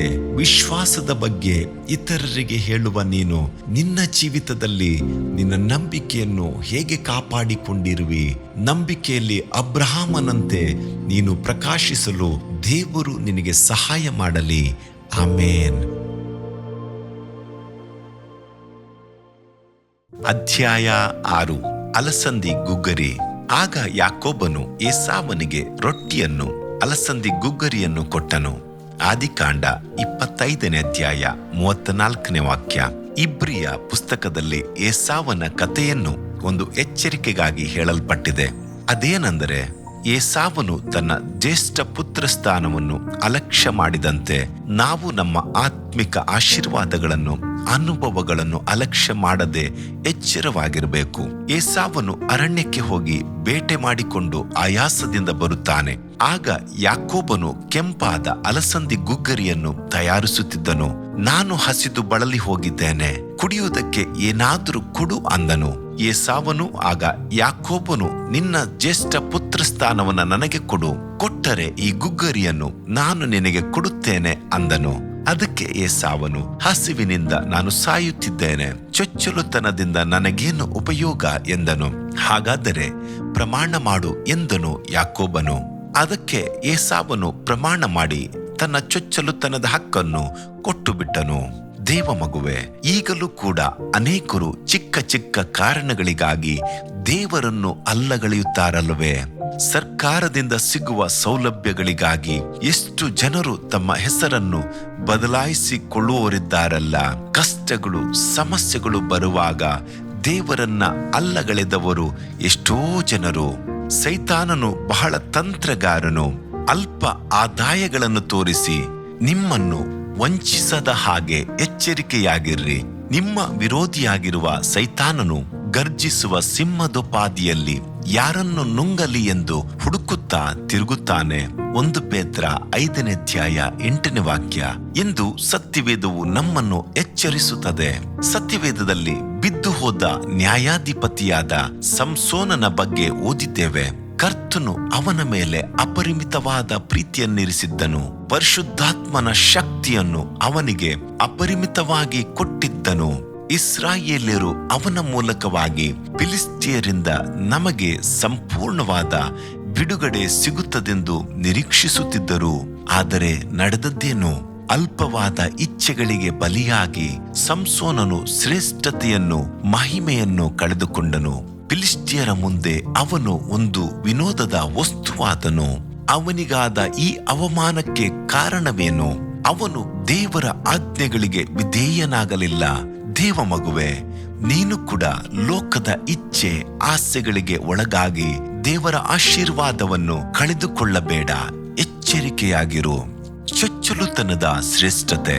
ಆ ದಿನಗಳಲ್ಲಿ ಚೊಚ್ಚಲುತನ ಎಂದರೆ ಅದು ಬಹಳ ಘನವಾದದ್ದು ಎಂದು ಎಣಿಸುವ ಕಾಲವಾಗಿತ್ತು.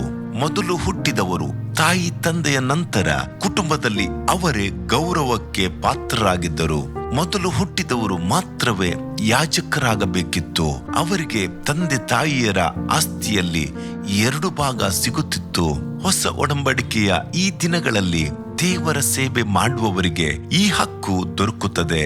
ದೇವರನ್ನು ತಿಳಿಯದೆ ಇರುವವರಿಗೆ ದೇವರ ಪ್ರೀತಿಯನ್ನ ಕುರಿತು ಹೇಳಿ ಅವರನ್ನು ಪಾಪ ಬಂಧನದಿಂದ ಬಿಡಿಸಿ ದೇವರ ರಾಜ್ಯಕ್ಕೆ ಸೇರಿಸುವ ವಿಧಾನ ಅಥವಾ ಮಾರ್ಗವನ್ನು ತಿಳಿಸುವವನು ನಿಜವಾಗಿಯೂ ಶ್ರೇಷ್ಠ ಪದವಿಯನ್ನು ಹೊಂದುತ್ತಾನೆ. ನೀನಾದರೂ ನಿಮ್ಮನ್ನು ಕತ್ತಲೆಯೊಳಗಿಂದ ಕರೆದು ತನ್ನ ಆಶ್ಚರ್ಯಕರವಾದ ಬೆಳಕಿನಲ್ಲಿ ಸೇರಿಸಿದಾತನ ಗುಣಾತಿಶಯಗಳನ್ನು ಪ್ರಚಾರ ಮಾಡುವವರಾಗುವಂತೆ ದೇವರಾದುಕೊಂಡ ಜನಾಂಗವು ಸ್ವಕೀಯ ಪ್ರಜೆಗಳು ಆಗಿರುವಿರಿ. 1 ಪೇತ್ರ 2ನೇ ಅಧ್ಯಾಯ 9ನೇ ವಾಕ್ಯ. ದೇವ ಮಗುವೆ, ದೇವರ ಸೇವಕರನ್ನು ಅಲ್ಪವಾಗಿ ಎಣಿಸುವುದಾಗಲಿ ಅವರ ಬಗ್ಗೆ ತುಚ್ಛೀಕರಿಸಿ ಮಾತನಾಡುವುದಾಗಲಿ ನಿನ್ನಲ್ಲಿರುವುದಾ? ಇದ್ದರೆ ಅದು ದೇವರಿಗೆ ಇಷ್ಟವಿಲ್ಲ. ಅಂತ ಸ್ವಭಾವ ನಿನ್ನಲ್ಲಿದ್ದರೆ ಈಗಲೇ ಅದನ್ನು ಬಿಟ್ಟು ಬಿಡು. ಸೇವಕರೇ, ನೀವು ಸಹ ಕರ್ತನು ನಿಮಗೆ ಕೊಟ್ಟಿರುವ ಆತ್ಮೀಯ ವರಗಳಿಗೆ ಶಕ್ತಿಗೆ ತಕ್ಕ ಹಾಗೆ ನಿಮ್ಮ ಸೇವೆಯನ್ನು ಮಾಡಿರಿ. ಆಗ ಕರ್ತನು ಇನ್ನೂ ಹೆಚ್ಚೆಚ್ಚಾಗಿ ಆಶೀರ್ವದಿಸುವನು. ಏಸಾವನು ತನ್ನ ಹಸಿವೆಯನ್ನು ತೀರಿಸಿಕೊಳ್ಳಲು ತನ್ನ ಚೊಚ್ಚಲುತನವನ್ನು ಅಲ್ಪವಾದ ಗುಗ್ಗರಿಗಾಗಿ ಮಾರಿಕೊಂಡನು. ಕಾರಣ ಜ್ಯೇಷ್ಠ ಪುತ್ರ ಸ್ಥಾನದ ಶ್ರೇಷ್ಠತೆಯ ಬಗ್ಗೆ ಅವನಿಗೆ ಅರಿವಿಲ್ಲದಿರುವುದೇ. ಸ್ವಲ್ಪ ಕಾಲದ ನಂತರ ಅದರ ಮಾತಿನ ಬಗ್ಗೆ ಅವನಿಗೆ ಅರಿವಾಯಿತು. ಕಳೆದುಕೊಂಡ ಹಕ್ಕನ್ನು ತಿರುಗಿ ಪಡೆದುಕೊಳ್ಳಲು ಪ್ರಯತ್ನಿಸುತ್ತಾನೆ, ಆದರೆ ಅದು ಸಾಧ್ಯವಾಗಲಿಲ್ಲ. ದೇವರ ಮಕ್ಕಳೇ, ಹೀಗೆಯೇ ಅನೇಕರು ಕರ್ತನು ಕೊಡುವ ಆಶೀರ್ವಾದಗಳನ್ನು ತಮ್ಮ ಬಲಹೀನತೆಗಳಿಂದ ಕಳೆದುಕೊಳ್ಳುತ್ತಾರೆ, ನಂತರ ತಿರುಗಿ ಪಡೆಯಲು ಪ್ರಯತ್ನಿಸುತ್ತಾರೆ. ಅದು ಅನೇಕ ಸಮಯಗಳಲ್ಲಿ ಸಾಧ್ಯವಾಗುವುದಿಲ್ಲ. ಆಶೀರ್ವಾದಗಳನ್ನು ಕಳೆದುಕೊಂಡರೆ ಇಲ್ಲವೇ ತಾಮಸ ಮಾಡಿದರೆ ಅದು ಸಿಕ್ಕದೆ ಹೋಗಬಹುದು. ಒಂದು ಸಾರಿ D.L. ಮೂಡಿಯವರು ಒಬ್ಬ ಯೌವನದ ನಟಿಯೊಡನೆ ಯೇಸು ಕ್ರಿಸ್ತನನ್ನ ಅಂಗೀಕರಿಸಿಕೊಳ್ಳುವುದರ ಕುರಿತು ವಿವರವಾಗಿ ಹೇಳುತ್ತಿದ್ದರು. ಆದರೆ ಅವಳಾದರೂ ಅವರ ಮಾತುಗಳಿಗೆ ಕಿವಿಗೊಡದೆ ತನ್ನ ಯೌವನವನ್ನು ಕೀರ್ತಿ ಗಳಿಸಲು, ಹೆಸರು ಗಳಿಸಲು ಮೀಸಲಿಡುವುದಾಗಿ ಹೇಳಿದಳು. ಇದರಿಂದ ಮನನೊಂದ ಸೇವಕರು ಅವಳು ಕೊಟ್ಟ ಕಾಫಿಯನ್ನು ಪೂರ್ತಿಯಾಗಿ ಕುಡಿಯದೆ ಅರ್ಧ ಕಪ್ ಕಾಫಿಯನ್ನು ಅವಳಿಗೆ ಹಿಂತಿರುಗಿಸಿಕೊಟ್ಟು ನೀನೇ ಇದನ್ನು ಕುಡಿ ಎಂದು ಹೇಳಿ ಹೊರಟು ಹೋದರು. ಅವಳಿಗೆ ಬಹಳ ಕೋಪ ಬಂದಿತು. ನೀನು ಕುಡಿದ ಎಂಜಲು ಕಾಫಿ ನನಗೇಕೆ ಎಂದು ಅವರನ್ನು ದುರ್ಗುಟ್ಟಿಸಿಕೊಂಡು ನೋಡುತ್ತಾಳೆ. ತಕ್ಷಣವೇ ಆ ಭಕ್ತರು ಹೇಳಿದರು, ನೀನು ಈ ಕಾಫಿಯನ್ನು ಎಂಜಲು ಕಾಫಿ ಎಂದು ಹೇಳಿ ತಿರಸ್ಕಾರ ಮಾಡಿದ ಹಾಗೆ ಒಂದು ದಿನ ಕರ್ತನು ಸಹ ನಿನ್ನನ್ನು ತಿರಸ್ಕರಿಸುತ್ತಾನೆ. ಯೌವನದ ಪ್ರಾಯವನ್ನು ನಿನ್ನಿಚ್ಛೆಯಂತೆ ಕಳೆದು ಮಿಕ್ಕ ದಿನಗಳನ್ನು ಕರ್ತನಿಗೆ ಕೊಡುವ ನಿನ್ನ ಎಂಜಲು ಜೀವನ ಆತನಿಗೆ ಅಗತ್ಯವಿಲ್ಲ ಎಂದನು. ದೇವಮಗುವೆ, ಅಲಕ್ಷ್ಯದಿಂದ ನಿನಗಾಗುವ ಆಶೀರ್ವಾದಗಳನ್ನು ಕಳೆದುಕೊಳ್ಳಬೇಡ. ಕಳೆದುಕೊಂಡ ಆಶೀರ್ವಾದಗಳನ್ನು ನೀನು ತಿರುಗಿ ಪಡೆದುಕೊಳ್ಳಲಾರೆ. ಏಸಾವನು ಯಾವಾಗಲೂ ಹುಟ್ಟಿ ಮರೆಯಾದರೂ ಈಗಲೂ ನಮಗೆ ಒಂದು ಎಚ್ಚರಿಕೆಯಾಗಿದ್ದಾನೆ. ದೇವಮಗುವೆ, ನಿನ್ನ ಜೀವಿತ ಕಾಲವನ್ನೆಲ್ಲ ಕರ್ತನಿಗೆ ಒಪ್ಪಿಸಿ ನಂಬಿಕೆಯಿಂದಿರು. ಆತನು ನಿನ್ನ ಜೀವಿತದಲ್ಲಿ ದೊಡ್ಡ ಆಶೀರ್ವಾದಗಳನ್ನ ಕೊಡುತ್ತಾನೆ. ಆಮೇನ್. ಅಧ್ಯಾಯ 7. ಕನಸುಗಾರ ಯೋಸೇಪ. ಅಗೋ, ಕನಸುಗಾರ ಬರುತ್ತಾನೆ. ಆದಿಕಾಂಡ 37ನೇ ಅಧ್ಯಾಯ 19ನೇ ವಾಕ್ಯ. ಯಾಕೋಬನ ಮಗನಾದ ಯೋಸೇಪನು ನಂತರದ ದಿನಗಳಲ್ಲಿ ಐಗುಪ್ತ ದೇಶದ ಪ್ರಥಮ ಮಂತ್ರಿಯಾದನು. ಚಿಕ್ಕಂದಿನಲ್ಲಿ ಅವನು ಕಂಡ ಕನಸುಗಳ ನಿಮಿತ್ತ ಬಹಳ ಕಷ್ಟಗಳನ್ನು ಅನುಭವಿಸಿದನು. ಯೋಸೇಪನು ಹೊಟ್ಟೆ ಕಿಚ್ಚಿನಿಂದ ತುಂಬಲ್ಪಟ್ಟ ಒಂದು ಕುಟುಂಬದಲ್ಲಿ ಹುಟ್ಟಿದವನು. ಇವನ ತಂದೆಯಾದ ಯಾಕೋಬನು ಇವನನ್ನು ಬಹಳವಾಗಿ ಪ್ರೀತಿಸುತ್ತಿದ್ದನು. ಇವನ ಸಹೋದರರಿಗೆ ಇವನ ಮೇಲೆ ತುಂಬಾ ಹೊಟ್ಟೆ ಕಿಚ್ಚು ಇತ್ತು. ಯೋಸೇಪನು ತಾನು ಕಂಡ ಕನಸುಗಳನ್ನು ಹೇಳಿದಾಗ ಇನ್ನೂ ಅವನ ಮೇಲೆ ಹೊಟ್ಟೆ ಕಿಚ್ಚು ಹೆಚ್ಚಾಯಿತು. ಮೊದಲನೆಯ ಕನಸು. ಹೊಲದಲ್ಲಿ ಸಿವುಡುಗಳನ್ನ ಕಟ್ಟುತ್ತಿದ್ದೆವು. ಆಗ ನನ್ನ ಸಿವುಡು ಎದ್ದು ನಿಂತಿತು. ನಿಮ್ಮ ಸಿವುಡುಗಳೆಲ್ಲ ನನಗೆ ಅಡ್ಡ ಬಿದ್ದವು. ಆದಿಕಾಂಡ 37ನೇ ಅಧ್ಯಾಯ 7ನೇ ವಾಕ್ಯ. ಎರಡನೆಯ ಕನಸು. ಸೂರ್ಯನು, ಚಂದ್ರನು, 11 ನಕ್ಷತ್ರಗಳು ನನಗೆ ಅಡ್ಡ ಬಿದ್ದವು. ಆದಿಕಾಂಡ 37:9. ಈ ಕನಸುಗಳನ್ನ ಕೇಳಿದ ಯೋಸೇಫನ ಸಹೋದರರಿಗೆ ತಂದೆಯ ಮೇಲೂ ಸಹೋದರನ ಮೇಲೂ ಇದ್ದ ಕೋಪ ಇನ್ನೂ ಹೆಚ್ಚಾಯಿತು. ತಂದೆಯು ಯೋಸೇಫನನ್ನು ಕುಟುಂಬದ ಯಜಮಾನನನ್ನಾಗಿ ಮಾಡಲು ಏನೋ ಒಳಸಂಚು ಮಾಡುತ್ತಿದ್ದಾನೆಂದು ಹೊಟ್ಟೆ ಕಿಚ್ಚು ಪಟ್ಟರು. ಕನಸುಗಳು. ಆ ದಿನಗಳಲ್ಲಿ ಕನಸುಗಳು ಹಿಂದೆ ನಡೆದ ಸಂಗತಿಗಳನ್ನು, ಮುಂದಾಗುವ ಸಂಗತಿಗಳನ್ನು ತಿಳಿಸುತ್ತವೆ ಎಂದು ಹೇಳುತ್ತಾರೆ. ವಿಜ್ಞಾನವು ಬೆಳೆದಿರುವ ಈ ದಿನಗಳಲ್ಲಿ ಕನಸುಗಳನ್ನು ಹಲವಾರು ರೀತಿಗಳಲ್ಲಿ ವಿವರಿಸುತ್ತಾರೆ. ಬಿಡಿಸಲಾರದ ಕಗ್ಗಂಟಾಗಿರುವ ಸಮಸ್ಯೆಗಳನ್ನು ಕನಸುಗಳ ಮೂಲಕ ತಿಳಿಯಬಹುದು. ಬರಹಗಾರರಿಗೆ ಅವರ ಬರವಣಿಗೆಗೆ ಬೇಕಾದ ವಿಷಯಗಳನ್ನು ತಿಳಿದುಕೊಳ್ಳುತ್ತಾರೆ. ಇನ್ನು ಕನಸುಗಳು ಆಲೋಚನೆಗಳಿಗೆ ಮಾರ್ಗಗಳನ್ನು ತೋರಿಸುತ್ತವೆ. ಆದರೆ ಯೋಸೇಫನ ಕನಸುಗಳು ಅವನ ಜೀವನದಲ್ಲಿ ಮುಂದೆ ಬರಲಿಕ್ಕಿರುವ ಒಳ್ಳೆಯ ಸಂಭವಗಳನ್ನು ತಿಳಿಸುವಂತವುಗಳಾಗಿದ್ದವು. ಅವು ಪ್ರವಾದನೆಗಳನ್ನು ತಿಳಿಸುತ್ತಿದ್ದವು. ಹೌದು, ಕನಸುಗಳ ಮೂಲಕವಾಗಿ ಈ ದಿನಗಳಲ್ಲಿಯೂ ದೇವರು ತನ್ನ ಮಕ್ಕಳೊಂದಿಗೆ ಮಾತನಾಡುತ್ತಾನೆಂದು ತಿಳಿಯಬಹುದು ಮತ್ತು ಇದನ್ನು ನಾವು ಮರೆಯಬಾರದು.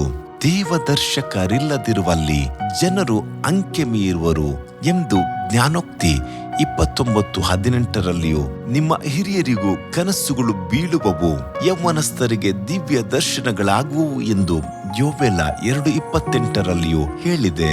ಪರಿಶುದ್ಧಾತ್ಮನಿಂದ ತುಂಬಲ್ಪಟ್ಟ ದೇವಜನರು ಈ ದಿನಗಳಲ್ಲಿ ತಮ್ಮ ಜೀವಿತಕ್ಕೆ ಸಂಬಂಧಪಟ್ಟ ಇಲ್ಲವೇ ಇತರರ ಜೀವಿತಕ್ಕೆ ಸಂಬಂಧಪಟ್ಟ ಕರ್ತನ ಚಿತ್ತವನ್ನು ಕನಸುಗಳ ಮೂಲಕ, ದರ್ಶನಗಳ ಮೂಲಕ ತಿಳಿಯಬಹುದು. ದೇವ ಮಗುವೆ, ನಿನ್ನ ಕನಸುಗಳು ಯಾವ ರೀತಿಯ ಕನಸುಗಳಾಗಿವೆ? ಒಳ್ಳೆ ಕನಸುಗಳನ್ನು ಕಾಣುವಿಯಾ? ನಿನ್ನನ್ನು ನೀನು ಕರ್ತನಿಗೆ ಒಪ್ಪಿಸಿ ಕೊಡುವಿಯಾದರೆ ನೀನು ಒಳ್ಳೆ ಕನಸುಗಳನ್ನು ಕಾಣುವಿ. ಪರಿಶುದ್ಧಾತ್ಮನಿಂದ ನೀನು ತುಂಬಲ್ಪಡಬೇಕು. ಇಲ್ಲದೆ ಹೋದರೆ ನೀನು ಕಾಣುವ ಕನಸುಗಳೆಲ್ಲವೂ ಕೆಟ್ಟ ಕನಸುಗಳಾಗಿಯೇ ಇರುತ್ತವೆ. ಇದರಿಂದ ನೀನು ಮನಸ್ಸಿನ ನೆಮ್ಮದಿ ಕಳೆದುಕೊಳ್ಳುವೆ. ಯೋಸೇಫನ ಕನಸುಗಳು. ಯೋಸೇಫನು ತಾನು ಕಂಡ ಕನಸುಗಳನ್ನು ತನ್ನ ತಂದೆ ತಾಯಿಯರಿಗೂ ಸಹೋದರರಿಗೂ ಮುಕ್ತ ಮನಸ್ಸಿನಿಂದ ತಿಳಿಸಿದನು. ಆದರೆ ಅವನ ಸಹೋದರರು ಅವನ ಮೇಲೆ ಹೊಟ್ಟೆ ಕಿಚ್ಚು ಪಟ್ಟು ಅವನನ್ನು ಕೊಲ್ಲಬೇಕೆಂದು ಯೋಚಿಸಿದರು. ಆದುದರಿಂದ ಅವನನ್ನು ನೋಡಿದಾಗ, ನಾವು ಅವನನ್ನು ಕೊಂದು ಈ ಕುಣಿಯಲ್ಲಿ ಹಾಕಿ ಒಂದು ದುಷ್ಟ ಮೃಗವು ಅವನನ್ನು ತಿಂದು ಹಾಕಿತೆಂದು ಹೇಳೋಣ ಬನ್ನಿರಿ. ಅವನ ಕನಸುಗಳು ಹೇಗೆ ನೆರವೇರುತ್ತವೆ ನೋಡೋಣ ಅಂದರು. ಆದಿಕಾಂಡ 37:20. ಆದರೆ ಅವರು ಅವನನ್ನು ಗುಲಾಮತನಕ್ಕೆ ಮಾರಿಬಿಟ್ಟರು. ಯೋಸೇಫನು ಗುಲಾಮನಾಗಿ ಐಗುಪ್ತಕ್ಕೆ ತರಲ್ಪಟ್ಟನು.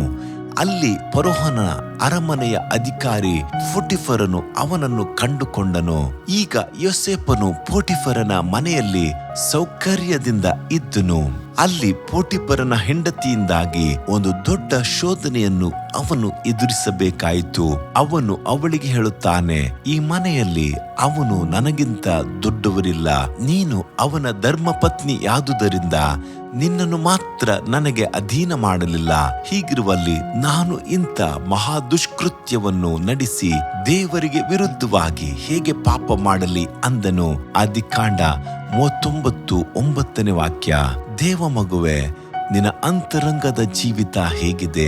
ಊರಿಗೆ ದೊಡ್ಡ ಮನುಷ್ಯನಂತೆ ಕಾಣುವ ನೀನು ದೇವರಿಗೆ ವಿರೋಧವಾಗಿ ಪಾಪ ಮಾಡುತ್ತಿರುವೆಯಾ? ನಿನ್ನ ಪತ್ನಿ ಮಕ್ಕಳಿಗೆ ವಿರೋಧವಾಗಿ ಪಾಪ ಮಾಡುತ್ತಿರುವೆಯಾ? ನಿನ್ನ ಪಾಪವು ನಿನ್ನನ್ನು ಹಿಂಬಾಲಿಸುತ್ತದೆ. ಒಂದು ದಿನ ಅದು ನಿನ್ನನ್ನು ಬೀದಿಯಲ್ಲಿ ನಿಲ್ಲಿಸುತ್ತದೆ. ಅದು ನಿನ್ನನ್ನು ನಾಶನಕ್ಕೆ ನಡೆಸುತ್ತದೆ. ಕೇರಳದಲ್ಲಿದ್ದ ಒಬ್ಬ ದೊಡ್ಡ ಮನುಷ್ಯನು ತನ್ನ ಪತ್ನಿ ಮಕ್ಕಳಿಗೆ ವಿರೋಧವಾಗಿ ಪಾಪ ಮಾಡುತ್ತಿದ್ದನು. ಅವನು ಒಬ್ಬ ನಟಿಯೊಂದಿಗೆ ಅಕ್ರಮ ಸಂಬಂಧ ಇಟ್ಟುಕೊಂಡಿದ್ದನು. ಈ ಸಂಬಂಧವು ಬಹಳ ರಹಸ್ಯವಾಗಿಯೇ ಇತ್ತು. ಕೆಲವು ತಿಂಗಳ ಹಿಂದೆ ಅವರು ಆ ನಟಿಯೊಂದಿಗೆ ಕನ್ಯಾಕುಮಾರಿಗೆ ಹೋಗಿದ್ದರು. ಕಾರಿನಲ್ಲಿ ಹೋಗಿ ಒಂದೆರಡು ದಿನಗಳನ್ನು ಕಳೆದು ಹಿಂತಿರುಗಿ ಬರುವಾಗ ಅವರಿದ್ದ ಕಾರು ವಿಪತ್ತಿಗೆ ಒಳಗಾಯಿತು. ಒಂದು ಸರ್ಕಾರಿ ಬಸ್ ಡಿಕ್ಕಿ ಹೊಡೆದು ಅವರು ಸ್ಥಳದಲ್ಲಿಯೇ ಮೃತಪಟ್ಟರು. ಆ ನಟಿಗೆ ವಿಪರೀತ ಗಾಯಗಳಾಗಿ ಆಸ್ಪತ್ರೆಗೆ ಸೇರಿಸಲ್ಪಟ್ಟಳು. ಮನೆಯವರಿಗೆ ಸುದ್ದಿ ತಲುಪಿತು. ಅವರ ಗುಟ್ಟು ಹೊರಗೆ ಬಂದಿತು.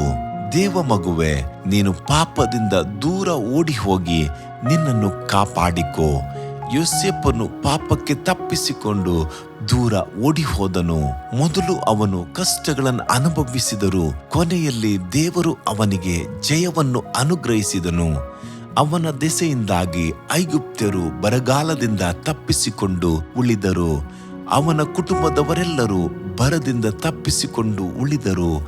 ದೇವ ಮಗುವೆ, ನೀನು ಸಹ ದಾಸತ್ವದಲ್ಲಿರಬಹುದು. ಕಳವಳ ಪಡಬೇಡ. ಪಾಪವನ್ನು ಅರಿಕೆ ಮಾಡಿ ಬಿಟ್ಟು ಬಿಡು. ದೋಷವನ್ನ ಮುಚ್ಚಿಟ್ಟುಕೊಳ್ಳುವವರಿಗೆ ಶುಭವಾಗದು. ಅವುಗಳನ್ನ ಒಪ್ಪಿಕೊಂಡು ಬಿಟ್ಟು ಬಿಡುವವನಿಗೆ ಕರುಣೆ ದೊರೆಯುವುದು.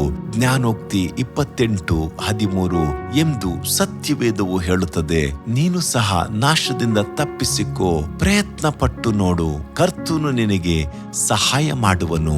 ಆಮೇನ್. ಅಧ್ಯಾಯ 8. ಶೋಧನೆಯನ್ನು ಜಯಿಸುವುದು. ಪ್ರಾಣ ಸಂರಕ್ಷಣೆಗಾಗಿ ದೇವರು ನನ್ನನ್ನು ನಿಮ್ಮ ಮುಂದೆ ಕಳುಹಿಸಿದನು. ಆದಿಕಾಂಡ 45:5 ವಾಕ್ಯ. ದೇವರನ್ನು ಪ್ರೀತಿಸುವ ಆತನ ಮಕ್ಕಳ ಜೀವಿತದಲ್ಲಿ ಕೆಲವು ಸಂದರ್ಭಗಳಲ್ಲಿ ಕಷ್ಟಗಳು, ಶೋಧನೆಗಳು, ವ್ಯಾಧಿಗಳು, ಭಯಂಕರವಾದ ಕಷ್ಟ ಹಿಂಸೆಗಳು ಬಂದು ಬಿಡುತ್ತವೆ. ದೇವರ ಮಾರ್ಗದಲ್ಲಿ ನಡೆದು ಆತನಿಗಾಗಿ ಸೇವೆ ಮಾಡುವ ಮಕ್ಕಳ ಜೀವಿತದಲ್ಲಿ ಎಲ್ಲವೂ ಒಳ್ಳೆಯದೇ ಆಗುತ್ತದೆಂದು ನಾವು ನಿರೀಕ್ಷಿಸುತ್ತೇವೆ. ಆದರೆ ಕೆಲವು ಸಂದರ್ಭಗಳಲ್ಲಿ ಎಲ್ಲವೂ ನಮಗೆ ವಿರೋಧವಾಗಿಯೇ ನಡೆಯುತ್ತದೆ. ಒಂದು ಸಾರಿ ಒಬ್ಬ ಬೋಧಕರು ಒಂದು ಆಸ್ಪತ್ರೆಗೆ ಹೋದರು. ಅಲ್ಲಿ ಇರುವ ರೋಗಿಗಳ ಬಗ್ಗೆ ವಿಚಾರಿಸಿದರು. ಕೊನೆಯಲ್ಲಿ ಅಲ್ಲಿದ್ದ ಒಬ್ಬ ರೋಗಿಯನ್ನು ವಿಚಾರಿಸಿದಾಗ ಅವನು ಅಳುತ್ತಾ ಹೇಳುತ್ತಾನೆ, ನಾನು ಬಹಳ ಒಳ್ಳೆಯ ನೀತಿಯ ಜೀವನವನ್ನು ಜೀವಿಸುತ್ತಿದ್ದರಿಂದಲೇ ಈ ಭಯಂಕರ ವ್ಯಾಧಿಯು ನನಗೆ ಬಂದಿದೆ. ಈ ಕಾಯಿಲೆ ನನಗೆ ಬರತಕ್ಕದ್ದಲ್ಲ. ಒಂದು ವೇಳೆ ಇದು ದೇವರು ತಪ್ಪು ಮಾಡುತ್ತಿದ್ದಾನೋ ಎಂದು ನನಗನ್ನಿಸುತ್ತದೆ ಎಂದು ತಿರುಗಿ ಅಳಲು ಆರಂಭಿಸುತ್ತಾನೆ. ಇದು ತಪ್ಪಾದ ಯೋಚನೆ. ನಮ್ಮ ಜೀವಿತದಲ್ಲಿ ಶೋಧನೆಗಳು, ಕಷ್ಟಗಳು ಯಾವುದಾದರೊಂದು ರೂಪದಲ್ಲಿ ಬಂದೇ ಬರುತ್ತವೆ. ಯೋಸೇಫನ ಜೀವನವನ್ನು ನೋಡಿರಿ. ಅವನು ತಂದೆಗೆ ಅತ್ಯಂತ ಪ್ರೀತಿಯ ಮಗನಾಗಿದ್ದನು. ತಂದೆಯಾದ ಯಾಕೋಬನು ಅವನನ್ನು ಕಣ್ಮಣಿಯಂತೆ ಕಾಪಾಡುತ್ತಿದ್ದನು. ಆದರೆ ಅವನ ಅಣ್ಣಂದಿರು ಅವನ ಮೇಲೆ ಹೊಟ್ಟೆ ಕಿಚ್ಚುಪಟ್ಟು ಅವನನ್ನು ಕೊಲ್ಲುವುದಕ್ಕೆ ಬದಲಾಗಿ ಗುಲಾಮತನಕ್ಕೆ ಮಾರಿಬಿಟ್ಟರು. ಐಗುಪ್ತದಲ್ಲಿ ಪೋಟಿಫರನ ಮನೆಯಲ್ಲಿ ಅವನಿಗೆ ಎಲ್ಲಾ ಅನುಕೂಲತೆಗಳು ಇದ್ದವು. ಆದರೆ ಅನೀತಿವಂತಳಾದ ಅವನ ಹೆಂಡತಿಯು ಬೀಸಿದ ಬಲೆಯಿಂದಾಗಿ ಅವನ ನೆಮ್ಮದಿ ಕೆಟ್ಟು ಹೋಯಿತು. ಅವನು ಕೆಟ್ಟ ನಡತೆಗೆ ಹೇಸಿಕೊಂಡು ಅವನು ದೂರ ಹೋದಾಗ ಅವಳು ಅವನ ಮೇಲೆ ಸುಳ್ಳು ಅಪವಾದವನ್ನು ಹೊರಿಸಿದಳು. ಇದರಿಂದ ಅವನ ಪ್ರಾಣಕ್ಕೂ ಕುತ್ತು ಬಂದಿರಬಹುದು. ಆದರೆ ಅವನು ಸೆರೆಮನೆಗೆ ಹಾಕಲ್ಪಟ್ಟನು. ಒಂದು ವೇಳೆ ಅವನು ದೇವರಿಗೆ ವಿರೋಧವಾಗಿ ಪಾಪ ಮಾಡಿದ್ದರೆ ಈ ಸ್ಥಿತಿ ಅವನಿಗೆ ಬರುತ್ತಿಲ್ಲವೇನೋ. ಆದರೆ ಅವನ ಜೀವಿತದಲ್ಲಿ ಅನೇಕ ಕಷ್ಟಗಳು, ಶೋಧನೆಗಳು, ಹೋರಾಟಗಳು ಬಂದರೂ ಸಹ ಅವನು ದೇವರ ದೃಷ್ಟಿಗೆ ಸತ್ಯವಂತನಾಗಿಯೇ ನಡೆದುಕೊಂಡನು. ಆದುದರಿಂದಲೇ ಅವನು ಐಗುಪ್ತ ದೇಶದ ಪ್ರಥಮ ಮಂತ್ರಿಯಾದನು. ಇದರಿಂದಾಗಿ ಐಗುಪ್ತ ದೇಶದ ಜನರನ್ನು, ತನ್ನ ಕುಟುಂಬದವರೆಲ್ಲರನ್ನು ಬರಗಾಲದಲ್ಲಿ ಕಾಪಾಡಲು ಸಾಧ್ಯವಾಯಿತು. ತನ್ನನ್ನು ಹಾಗೆ ಮಾಡಿದ ಅಣ್ಣಂದಿರನ್ನು ಕ್ಷಮಿಸಿ ಅವರಿಗೆ ಸಹಾಯ ಮಾಡಿದನು. ದೇವ ಮಗುವೆ, ಹೇಗೆ ಯೋಸೇಫನಿಗೆ ಈ ಎಲ್ಲಾ ಶೋಧನೆಗಳನ್ನು ಜಯಿಸಿ ಉನ್ನತ ಪದವಿಗೆ ಬರಲು ಸಾಧ್ಯವಾಯಿತು ಎಂಬುದನ್ನು ಧ್ಯಾನಿಸಿ ಕಂಡುಕೊಂಡು ನಾವು ಕೂಡ ದೇವರಿಗೆ ಸಾಕ್ಷಿ ಮಕ್ಕಳಾಗಿ ಮಾರ್ಪಡಬೇಕು. ನಂಬಿಕೆಯಲ್ಲಿ ತನ್ನ ಜೀವಿತವನ್ನು ರೂಪಿಸಿಕೊಳ್ಳುವುದು. ಯೋಸೇಫನು ಒಂದು ದಿನ ದೇವರು ಇಸ್ರಾಯೇಲ್ಯರನ್ನು ಐಗುಪ್ತ ದೇಶದಿಂದ ತಿರುಗಿ ತಮ್ಮ ಸ್ವದೇಶಕ್ಕೆ ಕರೆದು ತರುತ್ತಾನೆ ಎಂದು ದೃಢವಾಗಿ ನಂಬಿದ್ದನು. ಆದುದರಿಂದಲೇ ತನ್ನ ಅಣ್ಣಂದಿರಿಗೆ ಹೀಗೆ ಹೇಳುತ್ತಾನೆ, ನೀವು ನನ್ನ ಶವವನ್ನು ನಿಮ್ಮ ಸಂಗಡ ಹೊತ್ತುಕೊಂಡು ಹೋಗಬೇಕೆಂದು ಹೇಳಿ ಹಾಗೆ ಮಾಡುತ್ತೇನೆಂಬುದಾಗಿ ಅವರಿಂದ ಪ್ರಮಾಣ ಮಾಡಿಸಿದನು. ಹಾಗೆಯೇ ಇಸ್ರಾಯೇಲ್ಯರು ಐಗುಪ್ತವನ್ನು ಬಿಟ್ಟು ಹೊರಟಾಗ ಅವರು ಯೋಸೇಫನ ಎಲುಬುಗಳನ್ನು ತಮ್ಮ ಜೊತೆಯಲ್ಲಿ ತೆಗೆದುಕೊಂಡು ಹೊರಟರು. ದೇವರು ನಿಸ್ಸಂದೇಹವಾಗಿ ನಿಮ್ಮನ್ನು ಪರಾಂಬರಿಸಿ ತನ್ನ ವಾಗ್ದಾನವನ್ನು ನೆರವೇರಿಸುವವನಾದ್ದರಿಂದ ನೀವು ಹೋಗುವಾಗ ನನ್ನ ಶವವನ್ನು ನಿಮ್ಮ ಸಂಗಡ ತೆಗೆದುಕೊಂಡು ಹೋಗಬೇಕೆಂದು ಪ್ರಮಾಣವನ್ನು ಮಾಡಿಸಿದ್ದರಿಂದ ಮೋಶೆಯು ಅವನ ಸಂಗಡ ಶವವನ್ನು ತೆಗೆದುಕೊಂಡು ಹೋದನು. ವಿಮೋಚನೆ ಕಾಂಡ 13:19. ಇಸ್ರಾಯೇಲ್ಯರ ದೀರ್ಘ ಪ್ರಯಾಣದಲ್ಲಿ ಯೋಸೇಫನ ಎಲುಬುಗಳು ಅವರಿಗೆ ಒಂದು ದೊಡ್ಡ ನಂಬಿಕೆಯಾಗಿತ್ತು. ದೇವ ಮಗುವೆ, ಕ್ರಿಸ್ತಿಯ ಜೀವಿತ ಒಂದು ನಂಬಿಕೆಯ ಜೀವಿತ. ಹೇಳುವುದಾದರೆ ಕ್ರೈಸ್ತ ಜೀವಿತವೇ ಒಂದು ನಂಬಿಕೆ ಎಂಬ ಬುನಾದಿಯ ಮೇಲೆ ಕಟ್ಟಲ್ಪಡಬೇಕು. ನಂಬಿಕೆ ಇಲ್ಲದೆ ದೇವರನ್ನು ಮೆಚ್ಚಿಸಲು ಸಾಧ್ಯವಿಲ್ಲ. ದೇವರ ಬಳಿಗೆ ಬರುವವನು ದೇವರಿದ್ದಾನೆ ಮತ್ತು ತನ್ನನ್ನು ಹುಡುಕುವವನಿಗೆ ಪ್ರತಿಫಲವನ್ನು ಕೊಡುತ್ತಾನೆ ಎಂದು ನಂಬುವುದು ಅತ್ಯವಶ್ಯ. ಇಬ್ರಿಯ 11:6. ಕ್ರೈಸ್ತ ಸಭೆಯಲ್ಲಿ ನಂಬಿಕೆಯನ್ನು ಕುರಿತು ಹೋರಾಟ ನಡೆಸಿದ ಪರಿಶುದ್ಧ ದೇವಭಕ್ತನಾದ ಮಾರ್ಟಿನ್ ಲೂಥರ್ ಅವರು ಗುರುಗಳಿಗೂ ಅರಸರುಗಳಿಗೂ ಹೆದರಿ ಅರಣ್ಯದಲ್ಲಿ ಅಡಗಿಕೊಳ್ಳಬೇಕಾಯಿತು. ಅವರು ಆ ದಿನಗಳಲ್ಲಿ ಹಿಡಿದಿದ್ದ ಖೇಡ್ಯವು ನೀತಿವಂತನು ನಂಬಿಕೆಯಿಂದಲೇ ಬದುಕುವನೆಂಬುದು. ರೋಮ 1:17. ಹೀಗೆ ಅವರು ಕಾಡಿನಲ್ಲಿರುವಾಗ ಒಂದು ಸಾರಿ 5 ಜನ ಸೈನಿಕರು ಅವರನ್ನು ಹಿಡಿದರು. ಮಾರ್ಟಿನ್ ಲೂಥರ್ ಅವರು ಅವರನ್ನು ಕಂಡು ಭಯಪಡಲಿಲ್ಲ. ಅವರೊಂದಿಗೆ ಮಾತನಾಡಿದರು. ಸೈನಿಕರು ಬಂದ ಕೆಲಸವನ್ನು ಮರೆತು ಬಹಳ ಹೊತ್ತು ಅವರೊಂದಿಗೆ ಮಾತನಾಡುತ್ತಿದ್ದರು. ಕೊನೆಯಲ್ಲಿ ಬಹಳ ಸಮಾಧಾನದಿಂದ ಅಲ್ಲಿಂದ ಹೊರಟರು. ಮಾರ್ಟಿನ್ ಲೂಥರ್ ಅವರು ಹೃದಯದಲ್ಲಿ ಆನಂದದಿಂದ ತುಂಬಿದವರಾಗಿ ಕರ್ತನನ್ನು ಸ್ತುತಿಸಿದರು. ಹೌದು ದೇವ ಮಗುವೆ, ನಿನ್ನ ನಂಬಿಕೆಯೇ ನಿನ್ನನ್ನು ಕಾಪಾಡುತ್ತದೆ. ಡೋನಾ ಊರಿನ ಮಕ್ಕಳ ಆಶ್ರಮದ ನಿರ್ಮಾಪಕರಾಗಿದ್ದ ಏಮಿ ಕಾರ್ಮಿಕೆಲ್ ಅವರು ಚಿಕ್ಕ ಬಾಲಕಿಯಾಗಿದ್ದಾಗ ಐರ್ಲೆಂಡ್ ದೇಶದಲ್ಲಿದ್ದಾಗ ಒಂದು ದಿನ ಪಕ್ಕದಲ್ಲಿದ್ದ ಏರಿಯಾ ಕಡೆಗೆ ಹೋದರು. ಈ ಏರಿಯಾದಲ್ಲಿಯೇ ಅವರು ಈಜು ಕಲಿತದ್ದು. ಅಲ್ಲಿ ಕೆಲವು ಹಡಗುಗಳಿದ್ದವು. ಇವರು ತಮ್ಮನೊಂದಿಗೆ ಹಡಗಿನಲ್ಲಿ ಕುಳಿತು ದಡಕ್ಕೆ ಬರಬೇಕೆಂದಿರುವಾಗ ಅದು ಒಂದು ಸುಳಿಯಲ್ಲಿ ಸಿಕ್ಕಿಕೊಂಡಿತು. ಇದು ಅವರಿಗೆ ತಿಳಿದಿರಲಿಲ್ಲ. ಈ ದೊಡ್ಡ ವಿಪತ್ತು ಅವರಿಗೆ ಬರುತ್ತದೆಂದು ತಿಳಿಯದೆ ಅವರು ಐಲಾಸ ಎಲಾಲೋ ಎಂದು ಸಂತೋಷದಿಂದ ಹಾಡುತ್ತಿದ್ದರು. ಅಲೆಗಳು ಏಳುತ್ತಿದ್ದವು. ಸುಳಿಗಳು ಸುತ್ತುತ್ತಾ ಹಡಗನ್ನು ಸಮುದ್ರದೊಳಗೆ ಎಳೆದುಕೊಂಡಿತ್ತು. ಆಗ ಈ ಮಕ್ಕಳಿಗೆ ಮುಂದೆ ಬರುತ್ತಿರುವ ಆಪತ್ತಿನ ಬಗ್ಗೆ ತಿಳಿಯಿತು. ಹಡಗನ್ನು ದಡಕ್ಕೆ ತರಲು ತಮ್ಮ ಶಕ್ತಿ ಮೀರಿ ಪ್ರಯತ್ನಿಸಿದರೂ ಸಾಧ್ಯವಾಗಲಿಲ್ಲ. ತಕ್ಷಣವೇ ಆ ತಮ್ಮನು ಅಕ್ಕ ಹಾಡು ಹಾಡು ಎಂದು ಕೂಗಿದರು. ಏಮಿಯು ಕೂಡ ಬಲವಾದ ಶಬ್ದದಿಂದ ಹಾಡನ್ನು ಹೇಳಿದಳು. ನನ್ನ ಮುಂದೆ ನನ್ನ ಕುರುಬನು ಹೋಗುತ್ತಿದ್ದಾನೆ, ಒಳ್ಳೆ ಕುರುಬನಾಗಿ ಹೋಗುತ್ತಾನೆ. ಎಂದಿಗೂ ಅವನು ನನ್ನ ಕೈ ಬಿಡನು. ಒಳ್ಳೆ ಮಾರ್ಗದಲ್ಲಿ ನನ್ನನ್ನು ನಡೆಸುತ್ತಾನೆ. ಮುಂದೆ ಹೋಗುತ್ತಾನೆ, ಮುಂದೆ ಮುಂದೆ ಹೋಗುತ್ತಾನೆ. ಮಕ್ಕಳ ನಂಬಿಕೆಯನ್ನು ಕಂಡ ಒಳ್ಳೆ ಕುರುಬನು ಅವರ ಸಹಾಯಕ್ಕೆ ಬಂದನು. ಸಮುದ್ರದ ದಡದಲ್ಲಿ ನಿಂತುಕೊಂಡಿದ್ದ ಕಾವಲುಗಾರರು ಈ ಮಕ್ಕಳು ಹಾಡುತ್ತಿದ್ದ ಸುರವನ್ನ ಕೇಳಿದರು. ಅವರಿಗೂ ಏನೂ ಹೊಳೆಯಲಿಲ್ಲ.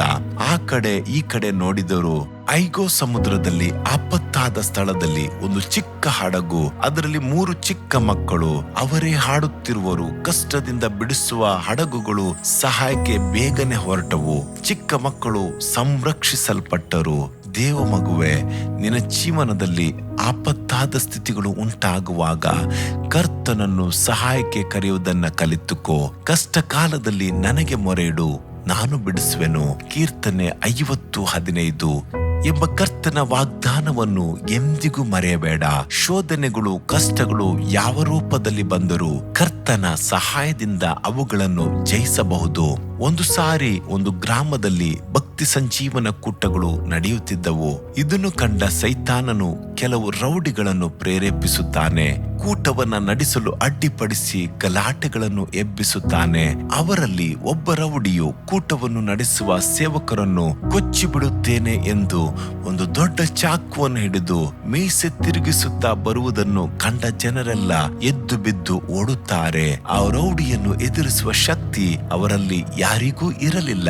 ಇದನ್ನು ಗಮನಿಸಿದ ಪ್ರಸಂಗಿಯು ದೊಡ್ಡ ಧ್ವನಿಯಿಂದ, ಮಿಕಾಯೇಲನೇ, ನೀನು ಏನು ಮಾಡುತ್ತಿರುವಿ ಎಂದು ದೂತರ ಒಡೆಯನಾದ ಮಿಕಾಯೇಲನನ್ನು ಸಹಾಯಕ್ಕೆ ಕರೆಯುತ್ತಾರೆ. ಅಷ್ಟೇ, ಆ ರೌಡಿಗೆ ದೊಡ್ಡ ಆಘಾತವಾಯಿತು, ಗಾಬರಿಯೂ ಆಯಿತು. ಅವನ ಕೈಕಾಲುಗಳು ನಡುಗಲಾರಂಭಿಸಿತು, ಬಲವನ್ನು ಕಳೆದುಕೊಂಡಿತು. ಅವನು ಶಿಲೆಯಂತೆ ನಿಂತನು. ಹೌದು ದೇವ ಮಗುವೆ, ಅಂದು ಸಿಂಹಗಳ ಬಾಯನ್ನು ಕಟ್ಟಿ ಹಾಕಿ ದಾನಿಯೇಲನನ್ನು ಕಾಪಾಡಿದ ದೇವರು ದೇವದೂತರನ್ನು ಕಳಿಸಿ ಆ ರೌಡಿಯ ಬಾಯನ್ನು ಕಟ್ಟಿದನು, ಸೇವಕರನ್ನು ಕಾಪಾಡಿದನು.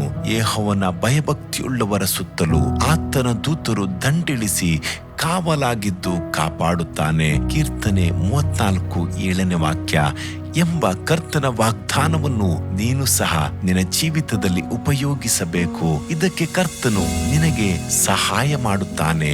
ಆಮೇನ್.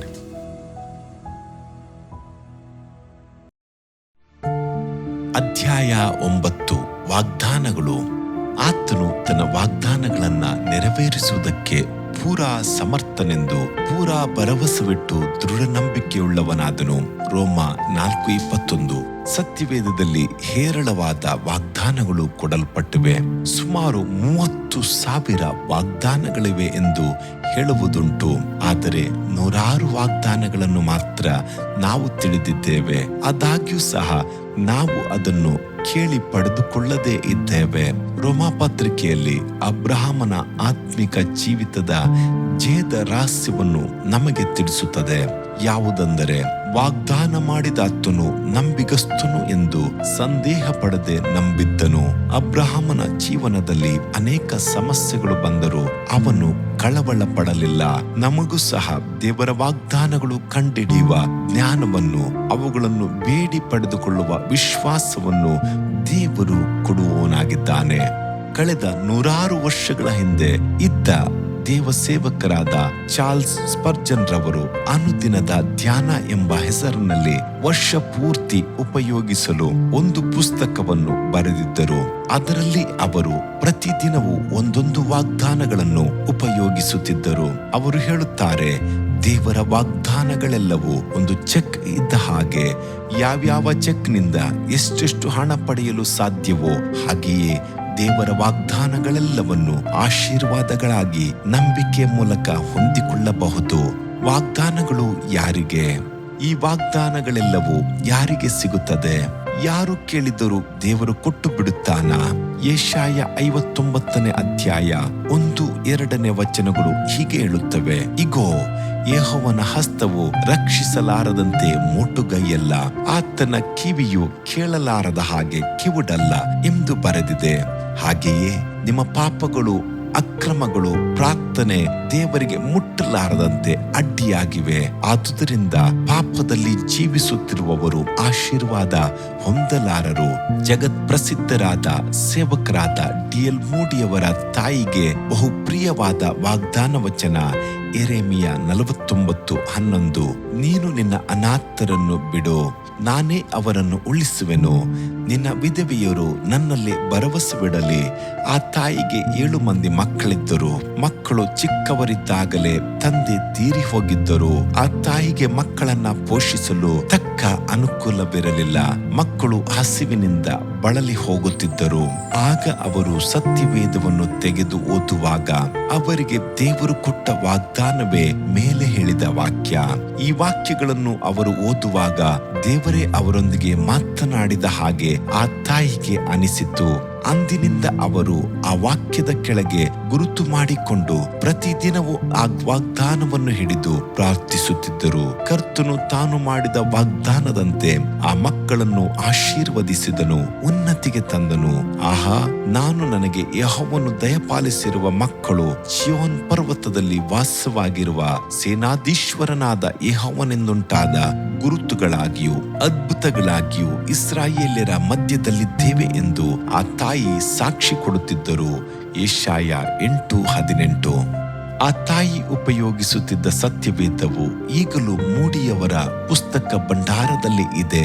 ಡಿ.ಎಲ್. ಮೂಡಿಯವರು ತಾನು ಉಪಯೋಗಿಸುತ್ತಿದ್ದ ಸತ್ಯವೇದದಲ್ಲಿ ಮಾರ್ಕಿಂಗ್ ಮಾಡಿರುವ ಕಡೆಯಲ್ಲಿ ಡಿ ಎಂದು ಪಿ ಎಂದು ಅಕ್ಷರವಿದೆ. ನಾನು ಪ್ರಯತ್ನಿಸಿ ಪಡೆದ ವಾಗ್ದಾನಗಳು ಟ್ರೈಡ್ ಎಂದು ಪಿ ಎಂಬಾಕ್ಷರವು ವಾಗ್ದಾನಗಳು ನೆರವೇರಿದವುಗಳು ಎಂದು, ಪ್ರೂವ್ಡ್ ಎಂದು. ದೇವ ಮಗುವೆ, ಸತ್ಯವೇದದಲ್ಲಿ ನೋಡಿದರೆ ದೇವರ ಮಕ್ಕಳಿಗೆ ಹಲವು ವಿಧವಾದ ಶೋಧನೆಗಳು, ಸಮಸ್ಯೆಗಳು ಇದ್ದೇ ಇರುತ್ತವೆ. ಆದರೂ ಅವರು ದೇವರ ವಾಗ್ದಾನಗಳನ್ನು ಹಿಡಿದು ಅವರು ಜಯಿಸಿದುದನ್ನ, ಆಶೀರ್ವಾದವನ್ನ ಹೊಂದಿದ್ದನ್ನ ಕಾಣಬಹುದು. ನಿಮ್ಮ ಸತ್ಯವೇದದಲ್ಲಿ ಈ ರೀತಿಯ ನಿರೂಪಿಸಲ್ಪಟ್ಟ ಎಷ್ಟು ವಾಗ್ದಾನಗಳನ್ನು ಕಾಣುವಿರಿ. ವಾಗ್ದಾನ ಮಾಡಿದವನು ನಂಬಿಗಸ್ತನು.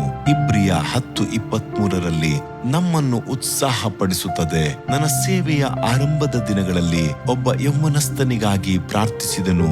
ಅವನು ನೆಲದ ಮೇಲೆ ಬಿದ್ದು ಹೊರಳಾಡುತ್ತಿದ್ದನು. ಅವನ ಬಾಯಲ್ಲಿ ನೊರೆ ಬರುತ್ತಿತ್ತು. ಆಗ ಅವನಲ್ಲಿ ಅನೇಕ ಅಶುದ್ಧಾತ್ಮಗಳು ಸೇರಿಕೊಂಡು ಅವನನ್ನು ಹಿಂಸೆ ಪಡಿಸುತ್ತಿವೆ ಎಂದು ಗೊತ್ತಾಯಿತು. ಆದರೆ ಆ ಅಶುದ್ಧಾತ್ಮನನ್ನು ಹೇಗೆ ಓಡಿಸಬೇಕೆಂದು ನನಗೆ ಗೊತ್ತಾಗಲಿಲ್ಲ. ಆಗ ಒಬ್ಬ ಬೋಧಕರು ಈ ಅಮೂಲ್ಯವಾದ ವಾಗ್ದಾನವನ್ನು ನನಗೆ ತೋರಿಸಿದರು. ಇಗೋ, ಸರ್ಪಗಳ ಮೇಲೂ ಚೇಳುಗಳನ್ನು, ಶತ್ರುವಿನ ಸಕಲ ಶಕ್ತಿಯನ್ನು ತುಳಿಯುವ ಅಧಿಕಾರವನ್ನು ನಿಮಗೆ ಕೊಟ್ಟಿದ್ದೇನೆ. ಅವು ಯಾವೂ ನಿಮಗೆ ಕೇಡು ಮಾಡುವುದಿಲ್ಲ. ಲೂಕ 10:19. ನಾನು ಒಂದು ದಿನ ಉಪವಾಸವಿದ್ದು ಈ ವಾಗ್ದಾನ ವಚನವನ್ನು ನನ್ನ ಕೈಗಳಲ್ಲಿ ತೆಗೆದುಕೊಂಡು, ದೇವರೇ, ನೀನು ಮಾಡಿರುವ ಈ ವಾಗ್ದಾನವನ್ನು ಈಗ ನೆರವೇರಿಸು ಎಂದು ಪ್ರಾರ್ಥಿಸಿದನು. ನಂತರ ಆ ಯೌವನಸ್ಥನ ಪಕ್ಕದಲ್ಲಿ ಹೋಗಿ ನಿಂತುಕೊಂಡು ತಕ್ಷಣ ಅವನಲ್ಲಿದ್ದ ದುರಾತ್ಮ ಕೂಗಿಕೊಂಡು ಓಡಲು ಆರಂಭಿಸಿತು. ದೇವ ಮಗುವೆ, ದೇವರ ವಾಗ್ದಾನಗಳು ಅಮೂಲ್ಯವಾದವುಗಳು. ಅದಕ್ಕೆ ಸಮನಾದದ್ದು ಬೇರೆ ಯಾವುದೂ ಇಲ್ಲ. ತಮಿಳು ಸತ್ಯವೇದದಲ್ಲಿ ಯಾವುದೂ ನಿಮಗೆ ಕೇಡು ಮಾಡುವುದಿಲ್ಲ ಎಂದು ಹೇಳಿಯದೆ, ಆದರೆ ಇಂಗ್ಲಿಷ್ ಸತ್ಯವೇದದಲ್ಲಿ nothing shall by any means hurt you ಎಂದು ಇನ್ನು ಆಳವಾಗಿ ಒತ್ತಿ ಹೇಳಿಯದೆ. ಹಾಲೆಲೂಯ. ಕೆಲವರು ಅವಸರವಾಗಿ ಆಶೀರ್ವಾದಕ್ಕಾಗಿ ಸತ್ಯವೇದವನ್ನ ಓದುವುದುಂಟು. ದೇವರ ಮಾರ್ಗದಲ್ಲಿ ನಡೆದು ದೇವರ ಮಕ್ಕಳಾಗಿ ಜೀವಿಸುವವರಿಗೆ ಮಾತ್ರ ಆಶೀರ್ವಾದ ಉಂಟು, ವಾಗ್ದಾನಗಳು ಉಂಟು. ಒಂದು ಸಾರಿ ನನ್ನ ಜೀವನದಲ್ಲಿ ಉಂಟಾದ ಸಮಸ್ಯೆಗಳಿಂದ ಸೋತು ಹೋಗಿ ಒಂದು ಆಲಯದ ಆರಾಧನೆಯಲ್ಲಿ ಕೊನೆಯ ಬೆಂಚಿನಲ್ಲಿ ಕುಳಿತಿದ್ದೆನು. ಸೇವಕರು ಶಕ್ತಿಯುತವಾಗಿ ದೇವರ ವಾಕ್ಯ ಸಂದೇಶವನ್ನು ತಿಳಿಸುತ್ತಿದ್ದರು. ಆಗ ದಿಢೀರೆಂದು ನನ್ನ ಕಡೆಗೆ ತಿರುಗಿ, ಹಳೆ ಸಂಗತಿಗಳನ್ನು ಜ್ಞಾಪಕಕ್ಕೆ ತಂದುಕೊಳ್ಳಬೇಡಿರಿ, ಪುರಾತನ ಕಾರ್ಯಗಳನ್ನು ಮರೆತು ಬಿಡಿ, ಹೀಗೋ ಹೊಸ ಕಾರ್ಯವನ್ನ ಮಾಡುವೆನು. ಯೆಶಾಯ 43:18-19 ಅಂದರು. ಈ ವಾಕ್ಯವನ್ನು ಕೇಳಿದಾಗ ನನ್ನ ಹೃದಯವು ಪರವಶಗೊಂಡಿತು. ಕರ್ತನು ಒಂದು ಹೊಸ ಶಕ್ತಿಯಿಂದ ನನ್ನನ್ನು ತುಂಬಿಸುವುದನ್ನು ಕಂಡೆನು. ಆಲಯದ ಆರಾಧನೆಯು ಮುಗಿತು. ಒಂದು ಪ್ರಾರ್ಥನಾ ಕೂಟಕ್ಕೆ ಹೋದೆನು. ಅಲ್ಲಿ ಒಬ್ಬ ಸಹೋದರಿಯು, ಇಗೋ, ಕರ್ತನು ನಿನಗೆ ಹೊಸ ಕಾರ್ಯವನ್ನ ಮಾಡುವೆನೆಂದು ಪ್ರವಾದನೆ ಹೇಳಿದರು. ದೇವ ಮಗುವೆ, ಕರ್ತನ ವಾಗ್ದಾನದಂತೆಯೇ 1 ವಾರದೊಳಗೆ ನನಗೆ ಹೊಸ ಆಶೀರ್ವಾದಗಳನ್ನು ಕೊಟ್ಟು ನನ್ನನ್ನ ಕರ್ತನು ಉತ್ಸಾಹ ಪಡಿಸಿದನು. ಹಲ್ಲೆಲೂಯ. ಕೆಲವು ವರ್ಷಗಳ ಹಿಂದೆ ಒಂದು ನಕ್ಷತ್ರವು ಭೂಮಿಗೆ ಬೀಳುತ್ತದೆಂಬ ಗಾಬರಿಗೊಳ್ಳುವ ಸಮಾಚಾರವು ಹರಡಿದ್ದದ್ದು ನಿಮಗೆ ನೆನಪಿನಲ್ಲಿರಬಹುದು. ನನ್ನ ಸ್ನೇಹಿತರೊಬ್ಬರು ಬಹಳ ಕಳವಳದಿಂದ ದೇವರನ್ನು ನೋಡಿ, ದೇವರೇ, ಈ ನಕ್ಷತ್ರವು ಭೂಮಿಗೆ ಬೀಳುವುದರಿಂದ ಯಾರಿಗೂ ಯಾವ ಕೇಡು ಆಗದಂತೆ ಕಾಪಾಡು, ನಮ್ಮನ್ನು ಸಹ ನೀನು ಕಾಪಾಡು, ದೇವರ ಮಕ್ಕಳನ್ನು ನೀನು ಕಾಪಾಡಲು ಶಕ್ತನಾಗಿದ್ದಿ ಎಂದು ನಂಬಿ ನಾನು ನಿನಗೆ ಸ್ತೋತ್ರ ಸಲ್ಲಿಸುತ್ತೇನೆ ಎಂದು ಹೇಳಿ ಪ್ರಾರ್ಥಿಸಿ ಮಲಗಿದರು. ಆ ರಾತ್ರಿ ಅವರ ಕನಸಿನಲ್ಲಿ ಬಿಳಿ ವಸ್ತ್ರವನ್ನ ಧರಿಸಿದ್ದ ವೃದ್ಧರೊಬ್ಬರು ಬಂದು 147ನೇ ಕೀರ್ತನೆಯನ್ನು ಓದಿ ಧೈರ್ಯವಾಗಿರಿ ಎಂದು ಹೇಳಿದರು. ಎಚ್ಚರವಾದ ಈ ಸಹೋದರರು ಸತ್ಯವೇದವನ್ನು ತೆರೆದು ಓದಿದಾಗ ಅಲ್ಲಿ ಹೀಗೆ ಬರೆದಿತ್ತು: ಆತನು ನಿನ್ನ ಹೆಬ್ಬಾಗಿಲುಗಳ ಅಗುಳಿಗಳನ್ನು ಬಲಪಡಿಸಿದ್ದಾನೆ, ನಿನ್ನ ಮಕ್ಕಳನ್ನು ಆಶೀರ್ವದಿಸಿದ್ದಾನೆ. ಕೀರ್ತನೆ 147:13. ಈ ಸ್ನೇಹಿತರು ದೇವರ ವಾಗ್ದಾನಕ್ಕಾಗಿ ಆತನನ್ನು ಸ್ತುತಿಸಿದರು. ಕಳವಳವು ನೀಗಿ ಉತ್ಸಾಹಗೊಂಡರು. ದೇವ ಮಗುವೆ, ಕರ್ತನು ತನ್ನ ಮಕ್ಕಳಿಗಾಗಿ ಸಾವಿರಾರು ವಾಗ್ದಾನಗಳನ್ನು ಮಾಡಿದ್ದಾನೆ. ಆದುದರಿಂದ ನಂಬಿಕೆಯಿಂದ ನಿನಗೆ ಅಗತ್ಯವಾದ ವಾಗ್ದಾನಗಳನ್ನು ಧ್ಯಾನಿಸು. ಕರ್ತನು ನಿನಗೆ ಸಹಾಯ ಮಾಡುತ್ತಾನೆ. ಅಧ್ಯಾಯ 10. ದೇವ ಯಜ್ಞದ ಕುರಿಮರಿ. ಸ್ನಾನಿಕನಾದ ಯೋಹಾನನು ತನ್ನ ಬಳಿಗೆ ಬರುತ್ತಿರುವ ಯೇಸುವನ್ನು ನೋಡಿ, ಅಗೋ, ಯಜ್ಞಕ್ಕೆ ದೇವರು ನೇಮಿಸಿದ ಕುರಿ ಅಂದನು. ಯೋಹಾನ 1:29. ಇಸ್ರಾಯೇಲ್ ಜನರು ತಮ್ಮನ್ನು ಪಾಪಗಳಿಂದ ಬಿಡಿಸಲು ಸೈತಾನನ ಹಸ್ತದಿಂದ ನಮ್ಮನ್ನು ಬಿಡಿಸಿ ಕಾಪಾಡಲು ಒಬ್ಬ ಮೆಸ್ಸಿಯನು ಬರುತ್ತಾನೆಂದು ಬಹಳ ದಿನಗಳಿಂದಲೂ ಎದುರು ನೋಡುತ್ತಿದ್ದರು. ಬರಲಿಕ್ಕಿರುವ ಮೆಸ್ಸಿಯನಿಗೆ ಸಿದ್ಧರಾದ ಜನರನ್ನು ಒದಗಿಸಲು ಮಾರ್ಗಗಳನ್ನು ನೆಟ್ಟಗೆ ಮಾಡಲು ದೇವರಿಂದ ಕಳಿಸಲ್ಪಟ್ಟವನೇ ಈ ಸ್ನಾನಿಕನಾದ ಯೋಹಾನನು. ಅವನ ಬಳಿಗೆ ಬಂದ ಜನರು, ನೀನೇ ಬರಬೇಕಾಗಿರುವ ಮೆಸ್ಸಿಯನೋ, ನೀನೇ ಅಭಿಷೇಕ ಹೊಂದಿದವನೋ ಎಂದೆಲ್ಲ ಪ್ರಶ್ನಿಸುತ್ತಿದ್ದರು. ಅವರಿಗೆ ಉತ್ತರವಾಗಿ ಯೋಹಾನನು, ನಾನಲ್ಲ, ಆತನು ನನಗಿಂತ ದೊಡ್ಡವನು ಎಂದು ಹೇಳುತ್ತಿದ್ದನು. ನಮ್ಮ ದೇವರಾದ ಯೇಸು ಕ್ರಿಸ್ತನು ತನ್ನ 30 ವರ್ಷಗಳ ಜೀವನವನ್ನು ನಜರೇತಿನಲ್ಲಿ ಕಳೆದು ಯೋಹಾನನಿಂದ ದೀಕ್ಷಾಸ್ನಾನ ಮಾಡಿಸಿಕೊಳ್ಳಲು ಯೋರ್ದಾನಿಗೆ ಬರುತ್ತಾನೆ. ಯೋಹಾನನು ಆತನನ್ನು ತಡೆದು, ನಾನು ನಿನ್ನಿಂದ ದೀಕ್ಷಾಸ್ನಾನ ಮಾಡಿಸಿಕೊಳ್ಳಬೇಕು, ಹೀಗಿರುವಲ್ಲಿ ನೀನು ನನ್ನ ಬಳಿಗೆ ಬರುವುದೇ ಅಂದನು. ಯೇಸು ಅವನಿಗೆ ಪ್ರತ್ಯುತ್ತರವಾಗಿ, ಸದ್ಯಕ್ಕೆ ಒಪ್ಪಿಕೋ, ಹೀಗೆ ನಾವು ಎಲ್ಲ ಧರ್ಮವನ್ನು ನೆರವೇರಿಸತಕ್ಕದ್ದಾಗಿದೆ ಎಂದು ಹೇಳಿದಾಗ ಅವನು ಒಪ್ಪಿಕೊಂಡನು. ಮತ್ತಾಯ 3:14-16 ವಾಕ್ಯಗಳು. ಯೇಸು ದೀಕ್ಷಾಸ್ನಾನ ಮಾಡಿಸಿಕೊಂಡ ಕೂಡಲೇ ನೀರಿನಿಂದ ಮೇಲಕ್ಕೆ ಬರಲು ಇಗೋ, ಆತನಿಗೆ ಆಕಾಶವು ತೆರೆಯಿತು ಮತ್ತು ದೇವರ ಆತ್ಮವು ಪಾರಿವಾಳದ ಹಾಗೆ ತನ್ನ ಮೇಲೆ ಇಳಿದು ಬರುವುದನ್ನು ಕಂಡನು. ಇದಲ್ಲದೆ ಯೋಹಾನನು ಸಾಕ್ಷಿ ಕೊಟ್ಟು ಹೇಳಿದ್ದೇನೆಂದರೆ, ದೇವರಾತ್ಮವು ಪಾರಿವಾಳದಂತೆ ಆಕಾಶದಿಂದ ಇಳಿಯುವುದನ್ನು ಕಂಡೆನು ಅಂದನು. ಯೋಹಾನ 1:32. ಈತನೇ ಲೋಕದ ಪಾಪವನ್ನು ನಿವಾರಣೆ ಮಾಡುವವನು ಅಂದನು. ಯೇಸು ಕ್ರಿಸ್ತನೊಬ್ಬನಿಂದಲೇ ಪಾಪಗಳನ್ನ ಕ್ಷಮಿಸಲು ಸಾಧ್ಯ. ಈಗಿನ ಕಾಲದ ಮುಖ್ಯವಾದ ಸಮಸ್ಯೆ ಎಂದರೆ ಬಡತನ. ಅಣು ಆಯುಧಗಳಿಂದ ಉಂಟಾಗುವ ಭಯದಿಂದ ಜನರನ್ನು ರಕ್ಷಿಸಿ ಕಾಪಾಡುವುದು, ಕ್ರಮವಾದ ಪರಿಶುದ್ಧವಾದ ಜೀವಿತವನ್ನ ಜೀವಿಸಲು ಯೌವನಸ್ಥರನ್ನ ಎಚ್ಚರಿಸುವುದು, ಹೀಗೆ ಹೇಳುತ್ತಲೇ ಹೋಗಬಹುದು. ಇದು ತಪ್ಪು ಎಂದು ಹೇಳಲಾಗುವುದಿಲ್ಲ. ಒಬ್ಬ ಮನುಷ್ಯನಿಗೆ ಚರ್ಮದ ಕ್ಯಾನ್ಸರ್ ಇದೆ, ಆದರೆ ಅವನು ಇದು ಸಾಧಾರಣ ಚರ್ಮ ವ್ಯಾಧಿ ಎಂದು ಹೇಳುವುದಾದರೆ ಅವನು ಎಷ್ಟು ದೊಡ್ಡ ಆಪತ್ತಿನಲ್ಲಿದ್ದಾನೆ ಎಂದು ಹೇಳಲು ಸಾಧ್ಯವೇ? ಹಾಗೆಯೇ ಮೇಲೆ ಹೇಳಿದ ಕಾರ್ಯಗಳೆಲ್ಲವೂ ಈಗಿನ ಮನುಷ್ಯನಿಗೆ ಅಗತ್ಯವಾದುದು. ಒಂದು ಇದೆ ಎಂದರೆ ಅದು ಪಾಪದಿಂದ ಬಿಡುಗಡೆ. ಇದನ್ನು ಯಾರು ಕೊಡುತ್ತಾರೆ? ದೇವ ಯಜ್ಞದ ಕುರಿಮರಿಯಾದ ಯೇಸು ಕ್ರಿಸ್ತನೊಬ್ಬನೇ ಕೊಡಲು ಸಾಧ್ಯ. ಯೇಸು ಕ್ರಿಸ್ತನ ಜನನವನ್ನು ಕುರಿತು ಸಾರಿದ ದೂತನು ಹೀಗೆ ಹೇಳುತ್ತಾನೆ, ಆಕೆಯು ಒಬ್ಬ ಮಗನನ್ನು ಹೆರುವಳು, ಅವನಿಗೆ ಯೇಸು ಎಂದು ಹೆಸರಿಡಬೇಕು. ಆತನೇ ತನ್ನ ಜನರನ್ನು ಅವರ ಪಾಪಗಳಿಂದ ಬಿಡಿಸಿ ಕಾಯುವವನು ಅಂದನು. ಮತ್ತಾಯ 1:21. ಒಂದು ಸಾರಿ ಮಧುರೆಯ ಸೆಂಟ್ರಲ್ ಜೈಲಿನಿಂದ ಒಬ್ಬ ದೇವ ಸೇವಕರಿಗೆ ಒಂದು ಟೆಲಿಫೋನ್ ಕರೆ ಬಂದಿತು. ಅಯ್ಯ, ಇನ್ನು 2 ದಿನಗಳಲ್ಲಿ ನೇಣುಗಂಬದಲ್ಲಿ ಸಾಯಲಿಕ್ಕಿರುವ ಒಬ್ಬ ಕೈದಿಗೋಸ್ಕರ ನೀವು ಬಂದು ಪ್ರಾರ್ಥನೆ ಮಾಡಬೇಕಂತೆ. ಇದು ಅವನ ಕೋರಿಕೆ ಎಂದು ಹೇಳಿದರು.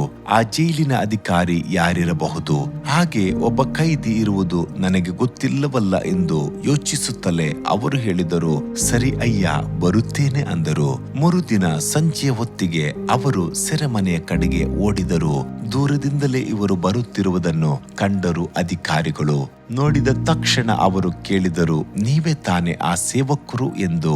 ಅವರನ್ನು 25ನೇ ನಂಬರ್ ಕೋಣೆಗೆ, ಆ ಕೈದಿ ಇರುವ ಸ್ಥಳಕ್ಕೆ ಕಳುಹಿಸಿದರು. ಈ ಕೈದಿಯೇ ನಿಮ್ಮ ಪ್ರಾರ್ಥನೆಯ ಸಹಾಯ ಕೇಳಿದ್ದು ಎಂದು ಹೇಳಿದರು. ಸೇವಕರು ಆ ಕೈದಿಯನ್ನು ನೋಡಿದರು. ಅವನು ತಲೆ ಬಗ್ಗಿಸಿಕೊಂಡು ಒಂದು ಮೂಲೆಯಲ್ಲಿ ಕುಳಿತಿದ್ದನು. ಸೇವಕರ ಬರುವಿಕೆಯಿಂದ ಅಲ್ಲಿ ಒಂದು ಬೆಳಕು ಪ್ರಕಾಶಿಸಿತು. ಅವನು ತಲೆ ಎತ್ತಿ ನೋಡಿದನು, ಎದ್ದು ನಿಂತನು. ಅವನ ಮುಖದಲ್ಲಿ ಸಂತೋಷ ಉಕ್ಕಿತು. ಇವರನ್ನು ನೋಡಿದ ತಕ್ಷಣ ಸ್ತೋತ್ರಂ ಅಯ್ಯ ಅಂದನು. ಬದಲಿಗೆ ಸ್ತೋತ್ರ ಎಂದು ಹೇಳಿದ ಸೇವಕರು, ನೀನು ಕ್ರೈಸ್ತನಾ ಎಂದು ಕೇಳಿದರು. ಇಲ್ಲ ಅಯ್ಯ, ನಾನು ದೇವರನ್ನರಿಯದವನು. ಆದರೆ ಈ ಸೆರೆಮನೆಗೆ ಬಂದ ನಂತರ ನಾನು ದೇವರನ್ನು ಕಂಡುಕೊಂಡೆನು. ಸೆರೆಮನೆಗೆ ಬರುವ ದೇವ ಸೇವಕರು ಕರಪತ್ರಗಳನ್ನು, ಒಂದು ಹೊಸ ಒಡಂಬಡಿಕೆಯನ್ನು ಕೊಟ್ಟರು. ಅಯ್ಯ, ನಾನು ಒಬ್ಬ ಭಯಂಕರ ಪಾಪಿ. ನಾನು ಮಾಡಿದ ಪಾಪಕ್ಕೆ ತಕ್ಕ ದಂಡನೆಯನ್ನು ಸರ್ಕಾರ ನನಗೆ ವಿಧಿಸಿದೆ. ಮುಂದಿನ ಶುಕ್ರವಾರ ನನಗೆ ಗಲ್ಲು ಶಿಕ್ಷೆ ವಿಧಿಸಿದೆ. ಆದರೆ ಯೇಸು ಕ್ರಿಸ್ತನು ನನ್ನನ್ನು ಕ್ಷಮಿಸಿದ್ದಾನೆ, ನನ್ನ ಪಾಪಗಳನ್ನೆಲ್ಲ ಕ್ಷಮಿಸಿದ್ದಾನೆ ಎಂದು ಪೂರ್ಣವಾಗಿ ದೃಢವಾಗಿ ನಂಬಿದ್ದೇನೆ. ಯೇಸು ಕ್ರಿಸ್ತನ ರಕ್ತವು ಸಕಲ ಪಾಪವನ್ನು ಕ್ಷಮಿಸಿ ಶುದ್ಧೀಕರಿಸುತ್ತದೆ ಎಂಬ ಮಾತು ಎಷ್ಟು ಸತ್ಯವಾದದ್ದು. ಅಂದು ಆತನು ಸುರಿಸಿದ ರಕ್ತವು ಇಂದು ಪಾಪಗಳನ್ನು ಕ್ಷಮಿಸಲು ಶಕ್ತವಾಗಿದೆ ಎಂಬುದಕ್ಕೆ ನಾನೇ ಸಾಕ್ಷಿ. ಇನ್ನು 3 ದಿನಗಳಲ್ಲಿ ನಾನು ಸಾಯಲಿಕ್ಕಿದ್ದೇನೆ. ನಿಶ್ಚಯವಾಗಿ ನಾನು ನಿಮ್ಮನ್ನು ಸ್ವರ್ಗದಲ್ಲಿ ಸಂಧಿಸುತ್ತೇನೆ ಎಂದನು ದೃಢವಾಗಿ. ಅವನ ಮಾತುಗಳನ್ನ ಕೇಳಿ ಸೇವಕರಿಗೆ ಆಶ್ಚರ್ಯವಾಯಿತು. ಅವರು ಅವನನ್ನು ನೋಡಿ ಕೇಳಿದರು, ಸರಿ, ನೀನು ಇಷ್ಟು ಒಳ್ಳೆಯವನಾಗಿದ್ದೀಯಲ್ಲ, ನೀನು ನಿಜವಾಗಿಯೂ ತಪ್ಪಿತಸ್ಥನ? ಅಂತ ತಪ್ಪು ನೀನೇನು ಮಾಡಿದ್ದಿ ಎಂದರು. ಅದಕ್ಕವನು, ಹೌದು ಅಯ್ಯ, ನಾನು ಒಬ್ಬ ತಪ್ಪಿತಸ್ಥನೇ, ಹೌದು ಎಂದು ತನ್ನ ಕಥೆಯನ್ನು ವಿವರಿಸಿದನು. ಅಯ್ಯ, ಊರಿನಲ್ಲಿ ನಮಗೂ ನಮ್ಮ ಎದುರು ಮನೆಯವರಿಗೂ ಆಸ್ತಿಯ ವಿಷಯದಲ್ಲಿ ಯಾವಾಗಲೂ ತಕರಾರುಗಳು ನಡೆಯುತ್ತಲೇ ಇತ್ತು. ಇದು ದಿನದಿನವೂ ಬೆಳೆದು ಜಗಳವಾಗುತ್ತಲೇ ಇತ್ತು. ಆ ದಿನ ರಾತ್ರಿ ನಾವು 7-8 ಜನರು ಸೇರಿಕೊಂಡು ಅವರ ಮನೆಯ ಸುತ್ತಲೂ ಸೌದೆಗಳನ್ನು ಇಟ್ಟು ಪೆಟ್ರೋಲನ್ನು ಸುರಿದು ಬೆಂಕಿ ಹಚ್ಚಿದೆವು. ಆಗ ಆ ಮನೆಯಲ್ಲಿ 16 ಜನರಿದ್ದರು. ಮನೆಯು ಹೊತ್ತಿಕೊಂಡು ಉರಿಯುತ್ತಿತ್ತು. ಯಾರಾದರೂ ತಪ್ಪಿಸಿಕೊಂಡು ಹೊರಗೆ ಬಂದು ಬಿಟ್ಟಾರೆಂದು ಅವರನ್ನು ಬಿಡಬಾರದೆಂದು ನಾವೆಲ್ಲರೂ ಸಲಾಕೆಯನ್ನು ಹಿಡಿದುಕೊಂಡು ಕಾದಿದ್ದೆವು. ಆಗ ನಾನು ನಿಂತುಕೊಂಡಿದ್ದ ಭಾಗದಲ್ಲಿ 2 ವರ್ಷದ ಪುಟ್ಟ ಬಾಲಕನೊಬ್ಬನು ಅರ್ಧ ಸುಟ್ಟು ಮೈಯಲ್ಲಿ ಗಾಯಗಳಾಗಿ ಉರಿ ತಾಳಲಾರದೆ ಕಿರುಚುತ್ತಾ ಹೊರಗೆ ಓಡಿ ಬಂದಾಗ ನಾನು ತಕ್ಷಣವೇ ಸಲಾಕೆಯಿಂದ ಅವನನ್ನು ಚುಚ್ಚಿ ಉರಿಯೊಳಗೆ ತಳ್ಳಿದೆನು. ಆ ಸಮಯದಲ್ಲಿ ನನ್ನಲ್ಲಿದ್ದ ಮೂರ್ಖ ಕೋಪ ನನ್ನನ್ನು ಹಾಗೆ ಮಾಡಿಸಿತು. ಆದುದರಿಂದಲೇ ಬೇರೆಯವರಿಗೆ ಜೀವ ಅವಧಿ ಶಿಕ್ಷೆಯನ್ನ ವಿಧಿಸಿದ ನ್ಯಾಯಾಧೀಶರು ನನಗೆ ಮಾತ್ರ ಗಲ್ಲಿನ ಶಿಕ್ಷೆಯನ್ನ ವಿಧಿಸಿದರು. ಆ ಶಿಕ್ಷೆಗೆ ನಾನು ಪಾತ್ರನೇ. ನನಗೆ ಸರಿಯಾದ ದಂಡನೆಯನ್ನೇ ಸರ್ಕಾರ ನನಗೆ ವಿಧಿಸಿದೆ. ಈ ಮುಂದಿನ ಶುಕ್ರವಾರ ನನಗೆ ಮರಣ ದಂಡನೆ. ಆದರೆ ನಾನು ಮಾಡಿದ ತಪ್ಪನ್ನು, ನನ್ನ ಪಾಪವನ್ನು ಯೇಸು ಕ್ಷಮಿಸಿದ್ದಾನೆ ಅಂದು ಆತನು ಶಿಲುಬೆಯಲ್ಲಿ ಸುರಿಸಿದ ರಕ್ತದಿಂದ ಇಂದು ನಾನು ಬಿಡುಗಡೆಯನ್ನು ಹೊಂದಿಕೊಂಡೆನು. ಅಯ್ಯ, ನಿಶ್ಚಯವಾಗಿಯೂ ನಾನು ನಿಮ್ಮನ್ನು ಸ್ವರ್ಗದಲ್ಲಿ ಸಂಧಿಸುತ್ತೇನೆ. ದೃಢವಾಗಿ ಈ ಮಾತನ್ನು ಹೇಳಿದನು. ಸೇವಕರಿಗೆ ಅವನ ಮನೋಸ್ಥಿತಿ ಬಹಳ ದುಃಖವನ್ನುಂಟು ಮಾಡಿತು. ಅವನಿಗಾಗಿ ಪ್ರಾರ್ಥನೆ ಮಾಡಿ ಬಂದು ಬಿಟ್ಟರು. ತಿರುಗಿ ಅವನು ಕೇಳಿಕೊಂಡ ಹಾಗೆಯೇ ಶುಕ್ರವಾರ ಬೆಳಿಗ್ಗೆ ಸೆರೆಮನೆಗೆ ಹೋಗಿ ನೇಣುಗಂಬಕ್ಕೆ ಅವನನ್ನು ಹಾಕುವ ಮುನ್ನ ಅವನಿಗಾಗಿ ಪ್ರಾರ್ಥಿಸಿದರು. ಅವನು ಒಂದು ಹೊಸ ಜೀವಿತಕ್ಕೆ ಪ್ರವೇಶಿಸುವವನ ಹಾಗೆ ನೇಣಿಗೆ ಹಗ್ಗವನ್ನು ಕುತ್ತಿಗೆಗೆ ಬಿಗಿದುಕೊಂಡನು. ದೇವ ಮಗುವೆ, ಹೀಗೆ 16 ಜನರನ್ನು ಬೆಂಕಿಯಲ್ಲಿ ಸುಟ್ಟು ಕೊಂದವನಿಗೆ, ತಪ್ಪಿಸಿಕೊಂಡು ಓಡುತ್ತಿದ್ದ ಚಿಕ್ಕ ಮಗುವನ್ನು ಬೆಂಕಿಯಲ್ಲಿ ಹಾಕಿದವನಿಗೆ ಯೇಸು ಕ್ರಿಸ್ತನ ರಕ್ತ ಪಾಪ ಕ್ಷಮಾಪಣೆ ಕೊಡಲು ಶಕ್ತಿಯುಳ್ಳದ್ದಾಗಿದ್ದರೆ ನಮ್ಮ ಪಾಪಗಳನ್ನು ಕ್ಷಮಿಸುವುದು ಅಷ್ಟೇ ನಿಶ್ಚಯವುಳ್ಳದಾಗಿದೆಯಲ್ಲವೇ? ಯೆಶಾಯ 53ನೇ ಅಧ್ಯಾಯದ 5ನೇ ವಚನದಲ್ಲಿ ಹೇಳಿರುವ ಮಾತುಗಳನ್ನು ಗಮನಿಸಿರಿ. ನಮ್ಮ ಅಕ್ರಮಗಳಿಂದ ಅವನಿಗೆ ಗಾಯವಾಯಿತು, ನಮಗೆ ಸುಕ್ಷೇಮವನ್ನುಂಟು ಮಾಡುವ ದಂಡನೆಯನ್ನು ಅವನು ಅನುಭವಿಸಿದನು, ಅವನ ಬಾಸುಂಡೆಗಳಿಂದ ನಮಗೆ ಗುಣವಾಯಿತು ಎಂಬುದೇ. ದೇವ ಮಗುವೆ, ಪಾಪಕ್ಕೆ ತಕ್ಕ ದಂಡನೆ ನಿಶ್ಚಯವಾಗಿ ಉಂಟು. ಪಾಪವು ಕೊಡುವ ಸಂಬಳ ಮರಣ. ರೋಮ 6:23 ಎಂದು ಸತ್ಯವೇದವು ಹೇಳುತ್ತದೆ. ನಾವು ಈ ದಂಡನೆಯನ್ನ ಅನುಭವಿಸುವುದು ದೇವರಿಗೆ ಪ್ರಿಯವಲ್ಲವಾದುದರಿಂದ ತನ್ನ ಮಗನನ್ನು ಈ ಲೋಕಕ್ಕೆ ಕಳಿಸಿ ಆತನು ಸುರಿಸಿದ ರಕ್ತದ ಮೂಲಕವಾಗಿ ನಮಗೆ ಬಿಡುಗಡೆಯನ್ನು ಕೊಟ್ಟಿದ್ದಾನೆ. ಆದುದರಿಂದ ನಾವು ನಮ್ಮ ಪಾಪಗಳನ್ನು ಒಪ್ಪಿಕೊಂಡು ಅರಿಕೆ ಮಾಡಿ ಕ್ಷಮಾಪಣೆಯನ್ನು ಹೊಂದಿಕೊಳ್ಳಬೇಕು. ಆಗ ದೇವರು ನಮಗೆ ಒಂದು ಹೊಸ ಜೀವಿತವನ್ನ ಕೊಡುತ್ತಾನೆ. ಯಾವನಾದರೂ ಕ್ರಿಸ್ತನಲ್ಲಿದ್ದರೆ ಅವನು ನೂತನ ಸೃಷ್ಟಿಯಾದನು. ಇಗೋ, ಪೂರ್ವ ಸ್ಥಿತಿ ಹೋಗಿ ಎಲ್ಲ ನೂತನವಾಯಿತು, ಹಳೆಯದೆಲ್ಲ ಹೊರಟು ಹೋಯಿತು. 2 ಕೊರಿಂಥ 5:17 ಸತ್ಯವೇದವು ಹೇಳುತ್ತದೆ. ಈ ಉನ್ನತೋನ್ನತವಾದ ಹೊಸ ಆಶೀರ್ವಾದ ಹೊಂದಿದ ಜೀವಿತವನ್ನು ಪಡೆಯಲು ಕರ್ತನು ನಿನಗೆ ಸಹಾಯ ಮಾಡಲಿ. ಆಮೇನ್.